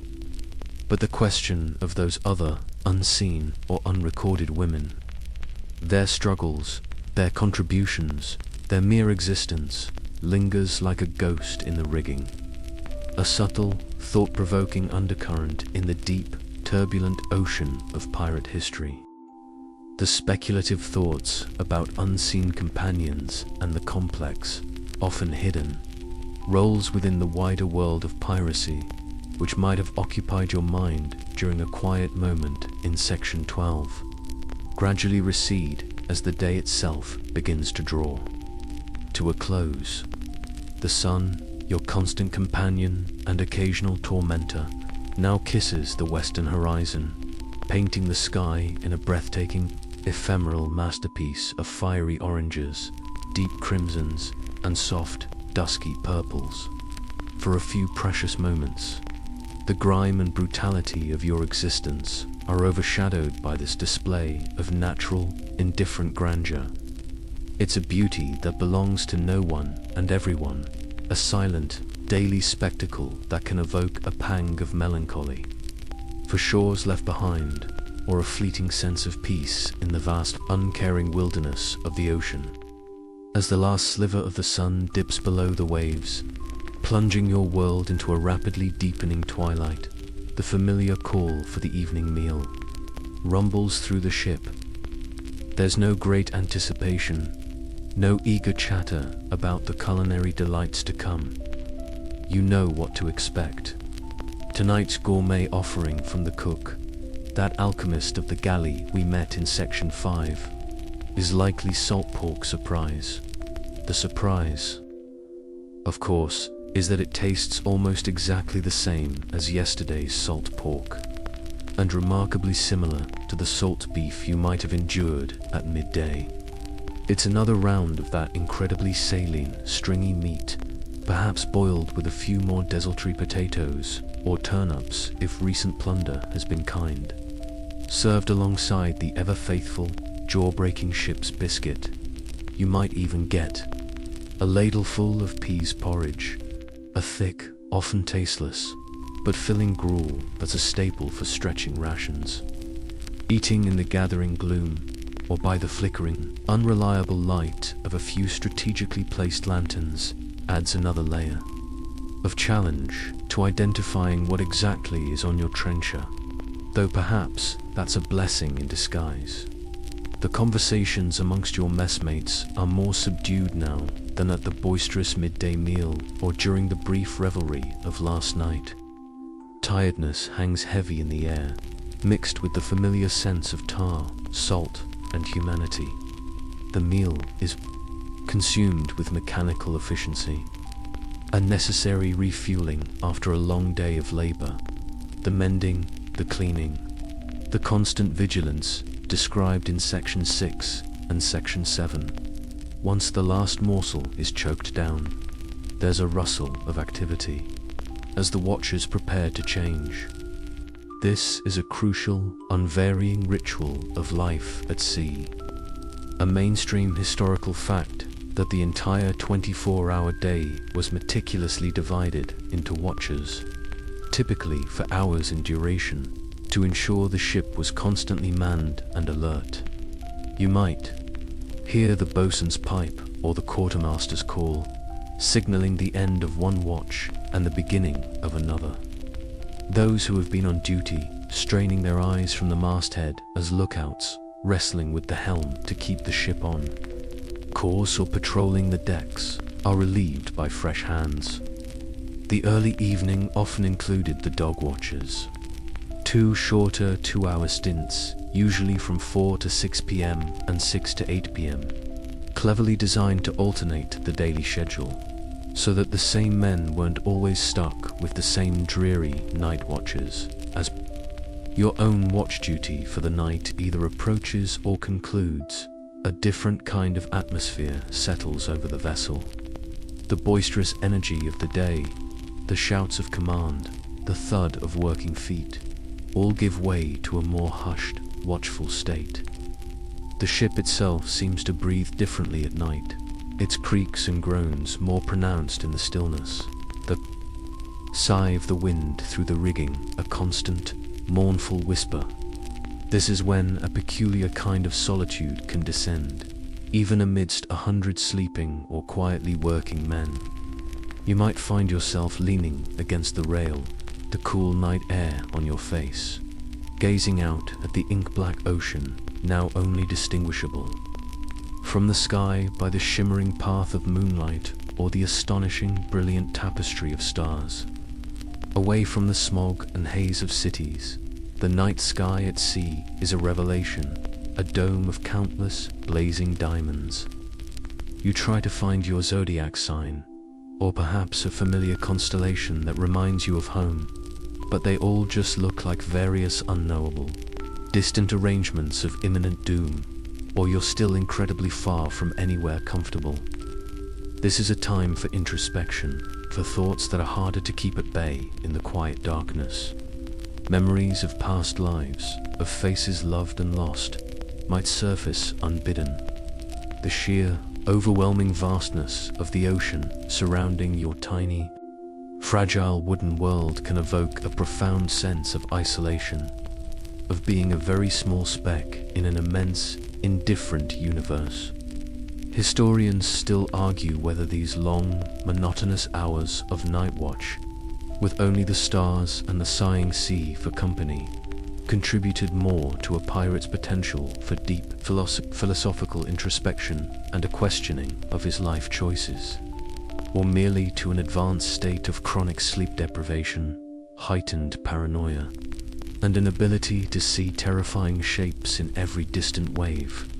You might hear the quiet murmur of conversation from other men on watch, their voices low to maintain the night's quiet integrity and not to carry unnecessarily across the water. Perhaps a softly sung, melancholic tune drifts from the forecastle, a song of home or lost love, very different from the boisterous shanties of the daylight hours. The only other regular sounds are the rhythmic slap of waves against the hull, the creak of the mast, the distant, lonely cry of a nocturnal seabird, or the occasional snore that sounds remarkably like a congested walrus, emanating from a nearby hammock. It's the kind of quiet that's only occasionally punctuated by such mundane human noises, or the sharper, more alarming scream of a badly treated caulking seam giving way under strain. Sailors are often a superstitious lot, and the night, with its deep shadows and mysterious sounds, breeds its own particular fancies. A quirky tidbit of maritime lore involves specific interpretations of the sunset or stars. Red sky at night, sailor's delight. Red sky in morning, sailor's warning is a classic, a rough but often reliable predictor of weather. Certain stars or constellations might be considered lucky or unlucky to steer by, or their appearance might be tied to specific omens. Perhaps a falling star, a rare meteor streaking across the velvet black, is seen as a soul departing, or a portent of momentous events to come. These beliefs, born of long hours spent staring into the void, offer a way to find meaning or impose some sort of order on the vast, unpredictable canvas of the night sea. For now, whether you are on watch, scanning the dark horizon for the faintest glimmer of a distant sail, or cocooned in your hammock trying to snatch a few hours of uneasy rest, the ship sails on through the darkness. The salt pork and hardtack sit heavy in your stomach, a familiar, if unloved, ballast. The solitude, even when surrounded by your sleeping or quietly vigilant shipmates, is a profound and defining feature of this nightly existence. A stark contrast to the forced intimacy and constant activity of the daylight hours. The great, dark ocean cradles you, and the silent stars bear witness.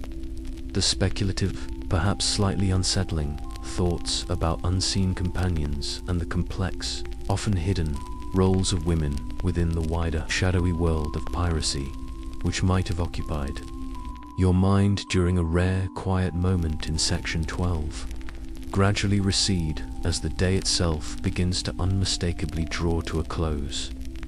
The sun, your constant celestial companion and occasional fiery tormentor, now makes its final, dramatic bow, kissing the western horizon and painting the vast expanse of the sky in a breathtaking, ephemeral masterpiece of molten oranges, deep, regal crimsons, and soft, dusky purples.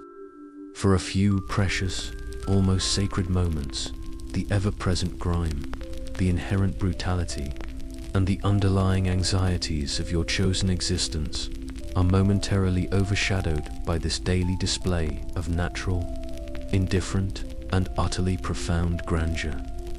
It's a beauty that belongs to no single soul, yet is witnessed by all, a silent, daily spectacle that can evoke an unexpected pang of melancholy for shores left far behind, or instill a fleeting, almost spiritual sense of peace in the vast, uncaring, beautiful wilderness of the open ocean, as the last incandescent sliver of the sun dips below the waves, plunging your immediate world into a rapidly deepening, almost palpable twilight. The familiar, unenthusiastic call for the evening meal rumbles. Through the ship, there's no great ripple of anticipation, no eager, hungry chatter about the culinary delights that might await. You know, with a weary certainty, born of long experience, pretty much what to expect. Tonight's gourmet offering from the cook, that long-suffering alchemist of the galley we first encountered in his smoky domain back in Section 5, is likely to be the classic, if uninspired, salt pork surprise. The surprise, of course, as every man on board could tell you with a resigned sigh, is that it tastes almost exactly the same as yesterday's salt pork, and bears a remarkable, familial resemblance to the salt beef you might have endured at the midday repast. It's another challenging round of that incredibly salient, stubbornly stringy preserved meat, perhaps boiled for hours with a few more desultory, greyish potatoes or turnips if recent plunder has been particularly kind in the provisions department, served alongside the ever-faithful, jaw-breaking, weevil-less ship's biscuit.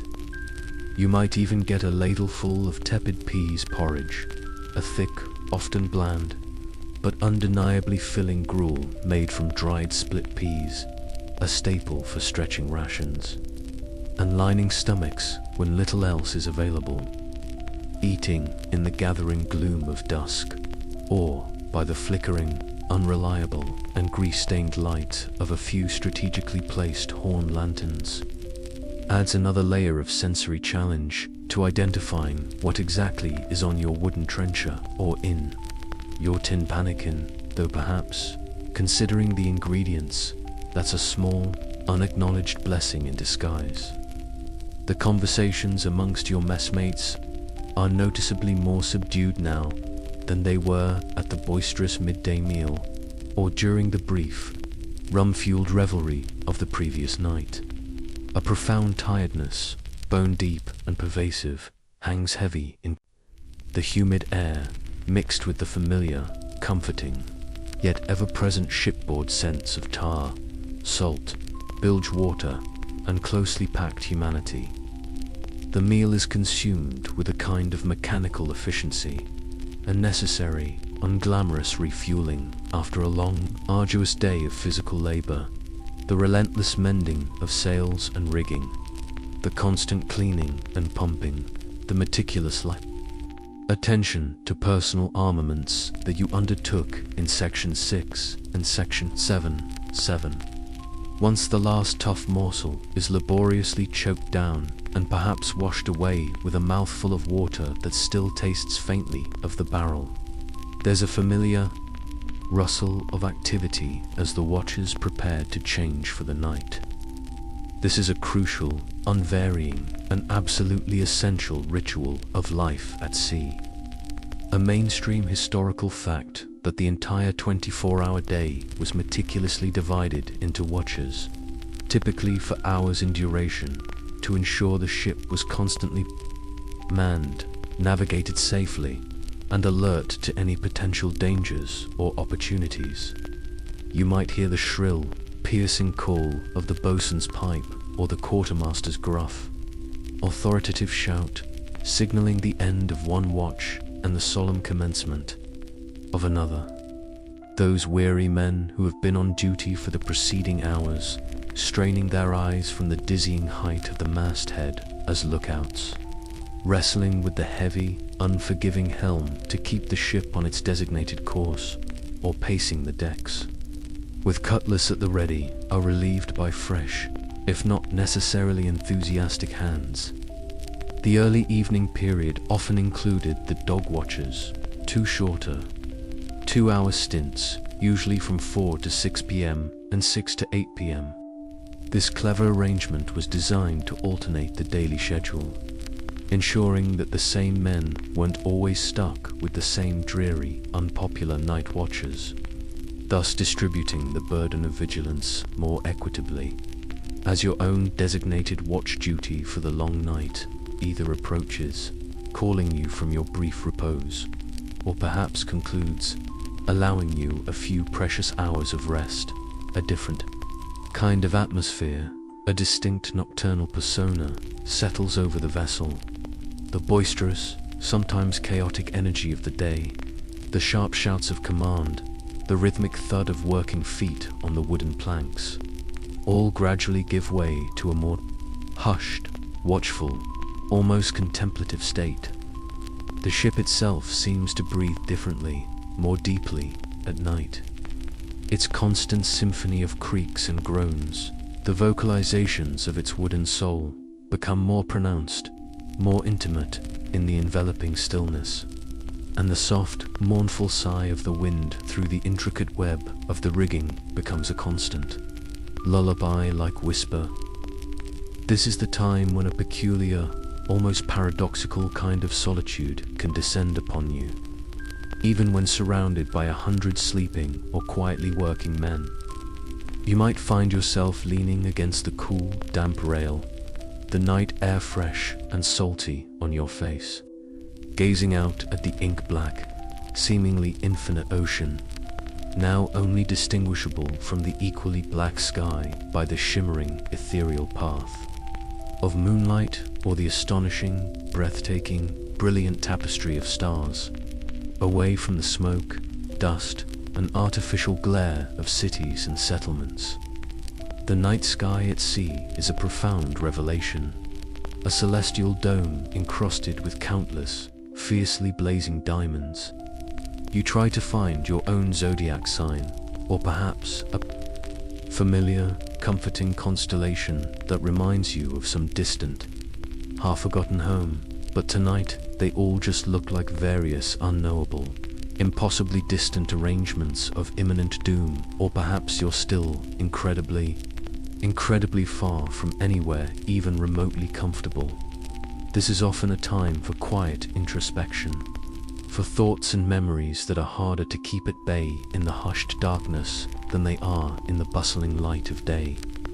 Memories of past lives, of faces loved and long lost, of choices made and paths not taken, might surface unbidden, poignant and sharp.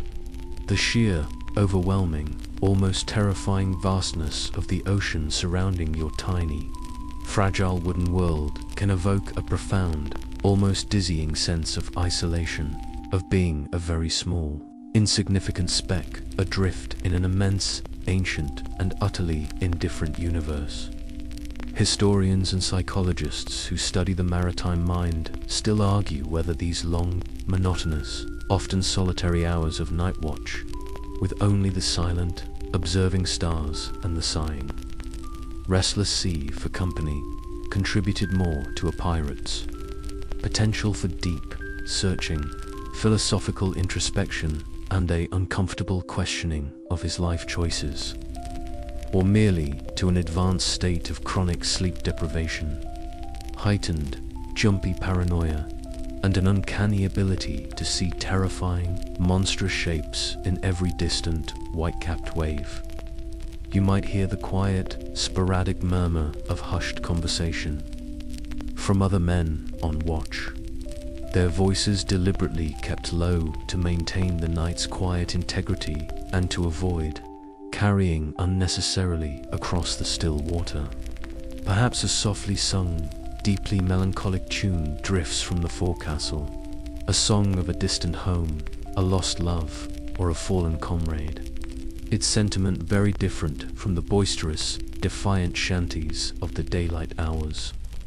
The only other regular, expected sounds are the rhythmic, gentle slap of waves against the hull, the almost imperceptible creak and sway of the mast as it moves with the ship, the distant, lonely cry of some unseen nocturnal seabird, or the occasional, ultra-familiar explosive snore that sounds remarkably like a congested walrus fighting a losing battle with a blocked drainpipe, emanating from a nearby, blissfully oblivious hammock. It's the kind of profound quiet that's only occasionally punctuated by such mundane human noises, or more rarely, the sharper, more alarming scream of a badly treated corking seemed finally giving way under the relentless strain of the sea. Sailors, as a breed, are often deeply superstitious, and the night, with its deep impenetrable shadows and mysterious, unexplained sounds, naturally breeds its own particular fancies and anxieties. A quirky tidbit of deeply ingrained maritime lore involves specific, often contradictory, interpretations of the sunset or the patterns of the stars. The old adage, red sky at night, sailor's delight. Red sky in morning, sailor's warning, is a classic, a rough but often surprisingly reliable folk predictor of the coming weather. Certain stars or constellations might be considered lucky or unlucky to steer by, or their sudden, unexpected appearance or disappearance behind clouds might be tied to specific, often dire omens.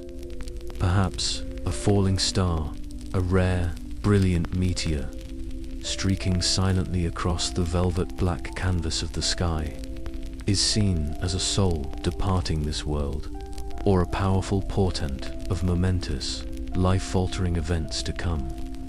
These beliefs, born of countless generations of men spending long, lonely hours staring into the vast, inscrutable void, offer a way to find or impose some semblance of meaning, some kind of reassuring order on the vast, unpredictable, and often terrifying canvas of the night sea dot. For now, whether you are on active watch, your eyes straining to pierce the darkness, scanning the shadowy horizon for the faintest, most distant glimmer of a potentially hostile or lucrative sail, or cocooned within the rough embrace of your hammock, desperately trying to snatch a few precious hours of uneasy, dream-haunted rest, the ship, your wooden sanctuary and prison, sails onward through the enveloping darkness. The salt pork and hardtack, those faithful, if unloved, companions, sit heavy in your stomach, a familiar, if uninspiring, ballast. The solitude, even when surrounded by your sleeping or quietly vigilant shipmates, is a profound and defining feature of this nightly existence.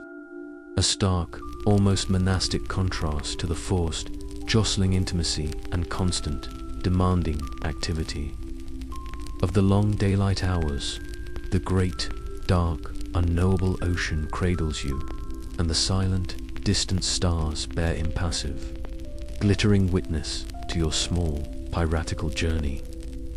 The long, quiet hours of your night watch, or perhaps just the weary culmination of another day spent navigating the treacherous currents of pirate life, finally lead you to the anticipated, if not always entirely restful, embrace of your hammock.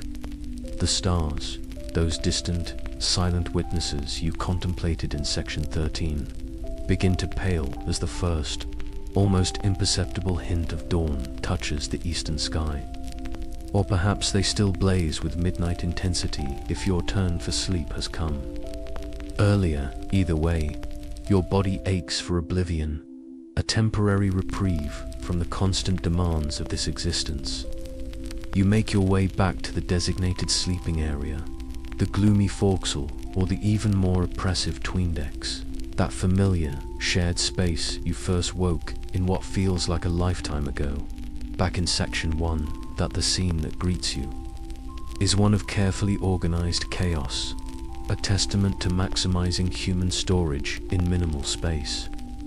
It's like a human game of Tetris, but everyone is irregularly shaped, occasionally emits noxious, involuntary fumes, and the game never, ever ends. Rows upon rows of hammocks hang suspended from the low-deck beams, so close together that you can practically feel the body heat radiating from your slumbering shipmates. The air, which was hardly an alpine meadow during the day, has now thickened into an almost tangible entity, a rich, heady brew of stale rum. Unwashed bodies, lingering food smells that salt pork from dinner still makes its presence known. Bilge fumes, damp wool, and the collective exhalations of 100 laboring lungs. It's an atmosphere that could, quite possibly, be bottled and sold as a particularly aggressive form of smelling salt. Getting into your own hammock requires that same practiced, almost acrobatic agility you employed when extricating yourself from it at the start of the day. One wrong move, a moment of lost balance, and you could find yourself unceremoniously deposited onto the grimy deck, or worse, into the unsuspecting lap of a fellow pirate who might not appreciate such an intimate awakening. The rough canvas of your hammock, your personal, gently swaying cocoon of recycled discomfort, feels both familiar and uninviting. It's likely still damp from the pervasive humidity, perhaps even from your own sweat or the condensation dripping from the beams above. You wriggle and squirm, trying to find that elusive sweet spot, that perfect alignment of limbs and canvas that might allow for a few hours of something resembling sleep. The constant, gentle, or sometimes not so gentle motion of the ship, which by now is an almost unnoticed part of your waking life, becomes more pronounced as you lie suspended, each roll and pitch a subtle nudge or a more insistent sway, and then the symphony begins, or rather, the cacophony.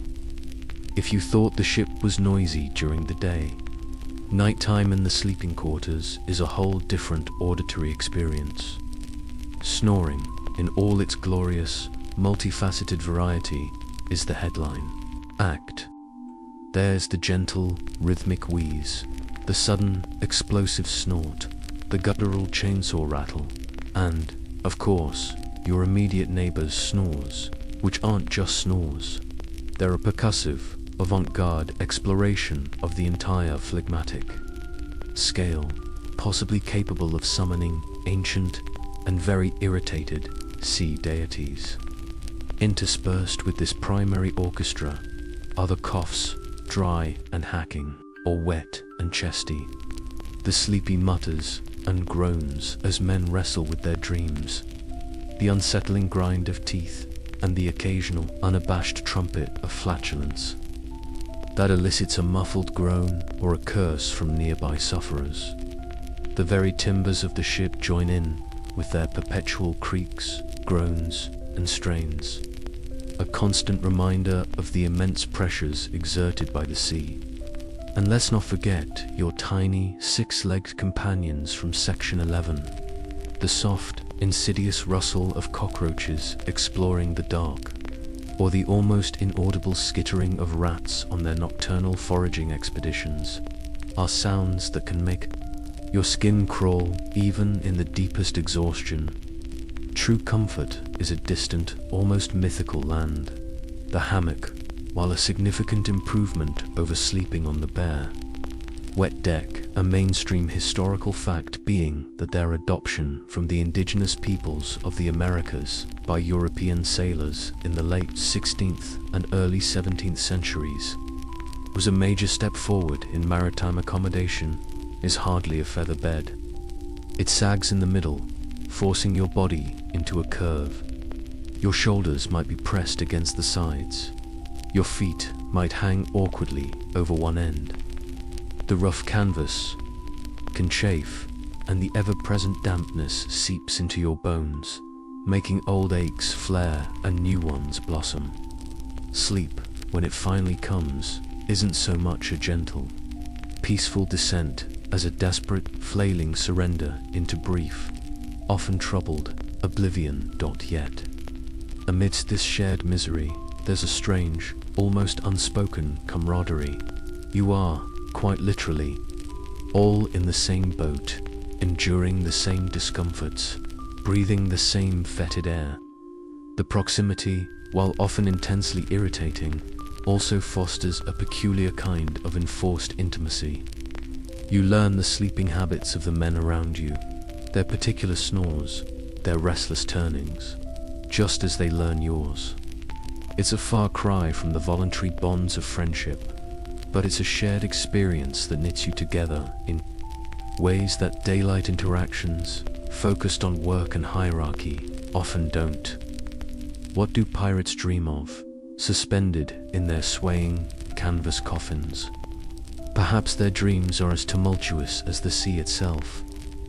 Visions of glittering treasure, mountains of gold and jewels, the ultimate reward for all this suffering. Or maybe they dream of home, of green fields and familiar faces, a life left behind, now impossibly distant. Nightmares, too, must be frequent visitors. The terror of battle, the sting of a cutlass, the fear of drowning in a cold, dark ocean, or the ultimate dread of capture and the gallows. The line between the waking discomforts of your hard embrace in the hammock and the often disturbing landscapes of your dreams can become very thin indeed. A quirky tidbit of sailor superstition suggests that some seamen believed sleeping with a drawn knife under their pillow, or in this case, tucked into the side of their hammock, would ward off nightmares or evil spirits that preyed on sleeping souls. Given the general atmosphere, you might be tempted to try it. Historians still argue, and likely always will, whether the chronic, unavoidable sleep deprivation inherent in such cramped, noisy, and constantly moving conditions contributed significantly to the notoriously volatile tempers, the impulsive decision-making, and the often reckless bravery or outright savagery attributed to pirates. When a man is perpetually exhausted, living on a knife's edge of frayed nerves, his judgment and his humanity can easily become compromised. For you, right now, such academic debates are far removed. Your only concern is the primal urge for rest, for a few precious hours where the world, with all its demands and dangers, can simply cease to exist. You shift again, pulling your thin, scratchy blanket tighter, trying to block out the nearest cacophonous snorer, and pray for a swift journey into unconsciousness, however brief and imperfect it may be. The hammock sways, the ship groans, and somewhere nearby, a rat nibbles patiently on a forgotten crumb, tucked into the unyielding, swaying curve of your hammock. Amidst the chorus of snores and the thick, shared air of Thetwin decks, we navigated in Section 14. Your mind begins its slow, grudging retreat from the world. The struggle for comfort has largely been abandoned. Now, it's a siege, where exhaustion relentlessly bombards the fortress of your consciousness. You don't so much fall asleep as get mugged by exhaustion in a dark alley of your own mind. The individual sounds that previously grated on your nerves, the whistler, the phlegm rattler, the intermittent tooth grinders start to blur at the edges, coalescing into a single, undifferentiated drone, a strangely organic white noise. This is the ocean's lullaby, pirate style, a complex, multi-layered composition of human and mechanical imperfection. The ship itself provides the deep bass notes and mournful cellos for this nightly opera.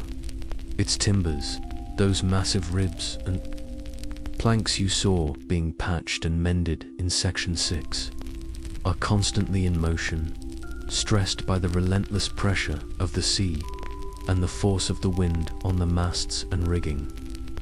They groan and creak with a sound that seems to emanate from the very soul of the vessel, a deeply resonant, almost sorrowful sigh. A mainstream historical fact is that wooden sailing ships were incredibly noisy places, far from the silent, graceful gliders often depicted. The constant working of wood against wood, the taut strain of hempen ropes, the slap and gurgle of water against the hull, and the subtle drumming of the wind created a unique and ever-present sound signature for each vessel. After a while, you almost cease to hear it as distinct noises, and instead, it becomes the auditory equivalent of the air you breathe, essential, omnipresent, and largely ignored until it changes. Even as you teeter on the precipice of sleep, you are aware that the ship is a living, working entity, never truly at rest. Above your head, on the exposed deck, the night watch continues its vigil. Their muffled footsteps, occasionally audible, a soft thudding that reassures you that someone, at least, is still awake and alert. You might hear the faint, distant call of a lookout, or the almost imperceptible creak of the helm as the helmsman makes a minor adjustment to the course. If the ship is taking on water, which most wooden ships of this era did to some extent, the rhythmic, monotonous clank of the bilge pump might resume, a sound that is both a comfort, meaning the ship isn't sinking just yet, and a weary reminder of its inherent fragility. The ship's nightly opera of creaks and groans, coupled with these sounds of continued human endeavor, is an acquired taste. Much like extremely strong cheese or your first mate's off-key attempts at singing shanties, the quality of sleep you achieve in these conditions is, shall we say, unique. It's the kind of sleep where you might wake up feeling like you've gone 10 rounds with a particularly grumpy kraken and lost at least 3 of them by a rather decisive technical knockout. It's rarely deep, often punctuated by sudden awakenings caused by a particularly loud snore from your neighbor whose percussive talents we've already admired, an unexpected lurch of the ship, or perhaps the unwelcome sensation of one of those rats from Section 11 using your leg as a temporary highway. Yet, your body, driven by a profound, desperate need for restoration, learns to snatch what rest it can in these brief, troubled interludes. You might even find that your subconscious mind remains partially attuned to the ship's normal nocturnal chorus. This is a quirky, yet common tidbit among experienced mariners. They develop an almost preternatural ability to read the ship's sounds, even in their sleep. A subtle change in the usual pattern of creaking, a new, unfamiliar stress grown from a mast, or an alteration in the rhythm of water against the hull could unconsciously register, sometimes even bringing a sailor to full alertness, aware that something has changed, that a new strain is being placed on the vessel, or that a problem might be developing. It's as if the ship itself communicates its discomforts, and you, as one of its reluctant, organic components, learn to interpret its language. Historians still argue, with their characteristic fondness for dissecting every conceivable aspect of the past, whether the constant, overwhelming sensory bombardment experienced aboard such ships, the noise, the smells, the motion, the sheer human density, led to a gradual dulling and desensitization of the senses over time, a necessary coping mechanism to preserve sanity, or whether, paradoxically, it resulted in a heightened, almost animalistic awareness of subtle environmental cues and changes, crucial for survival in such a precarious environment. Perhaps it was a bit of both, a filtering out of the constant, meaningless background noise, coupled with an enhanced sensitivity to anything that deviated from that established, groaning norm. For now, however, your conscious mind is letting go.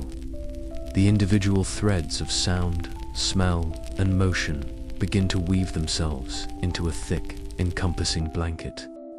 The gentle, rhythmic sway of your hammock, once an irritation, now becomes almost soothing through sheer, unceasing repetition, mimicking the rock of a cradle, albeit a very rough, damp, and probably flea-infested one. The darkness behind your eyelids is absolute, a welcome void. The last coherent thought might be a fleeting prayer for a calm sea, a swift prize, or simply a few uninterrupted hours before the brutal, inevitable dawn and the bosun's bellowing call to start the whole exhausting cycle all over again. You surrender to the ship's groaning embrace, to the uneven chorus of your sleeping comrades, drifting off into an uneasy sleep, serenaded, in a strange and unsettling way, by the tireless, percussive, and profoundly unmusical lullaby of the working pirate ship. And so, as the last vestiges of awareness dissolve, you slip deeper and deeper into that shadowy realm between worlds.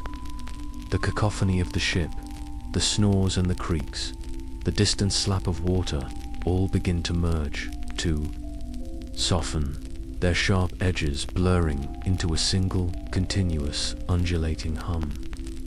It's the sound of your world, this rough, wooden haven, breathing around you, a constant, living presence that now, almost paradoxically, cradles you towards slumber. Feel the gentle, rhythmic sway of your hammock, a pendulous motion that has, by now, become as natural as your own heartbeat, a ceaseless, watery cadence rocking you slowly, ever so slowly, into the quiet depths of sleep. The worries of the day, the harsh realities of your chosen path, the ever-present threat of danger, all begin to loosen their fierce grip upon your mind. Let them drift away like so much flotsam on a vast, dark ocean. There is nothing more you need to do, nothing more you need to think about for these precious, stolen hours. The ship is secure, held by the watch, guided by the stars, and you, for this brief interlude, are free to rest, to let go. The air around you, thick as it is, grows still and heavy, a comforting blanket in the profound darkness. Allow your muscles to release their tension from the tips of your toes to the weary tightness in your shoulders, letting each breath draw you further down, further into a state of peaceful, untroubled repose. The gentle rocking continues, a timeless lullaby sung by the ancient sea itself, a promise of quietude and renewal. There is only the darkness, the sway, and the soothing, distant murmur of the ocean's breath against the weary timbers of your sleeping vessel. Rest now, sleep now, let the waves carry your dreams.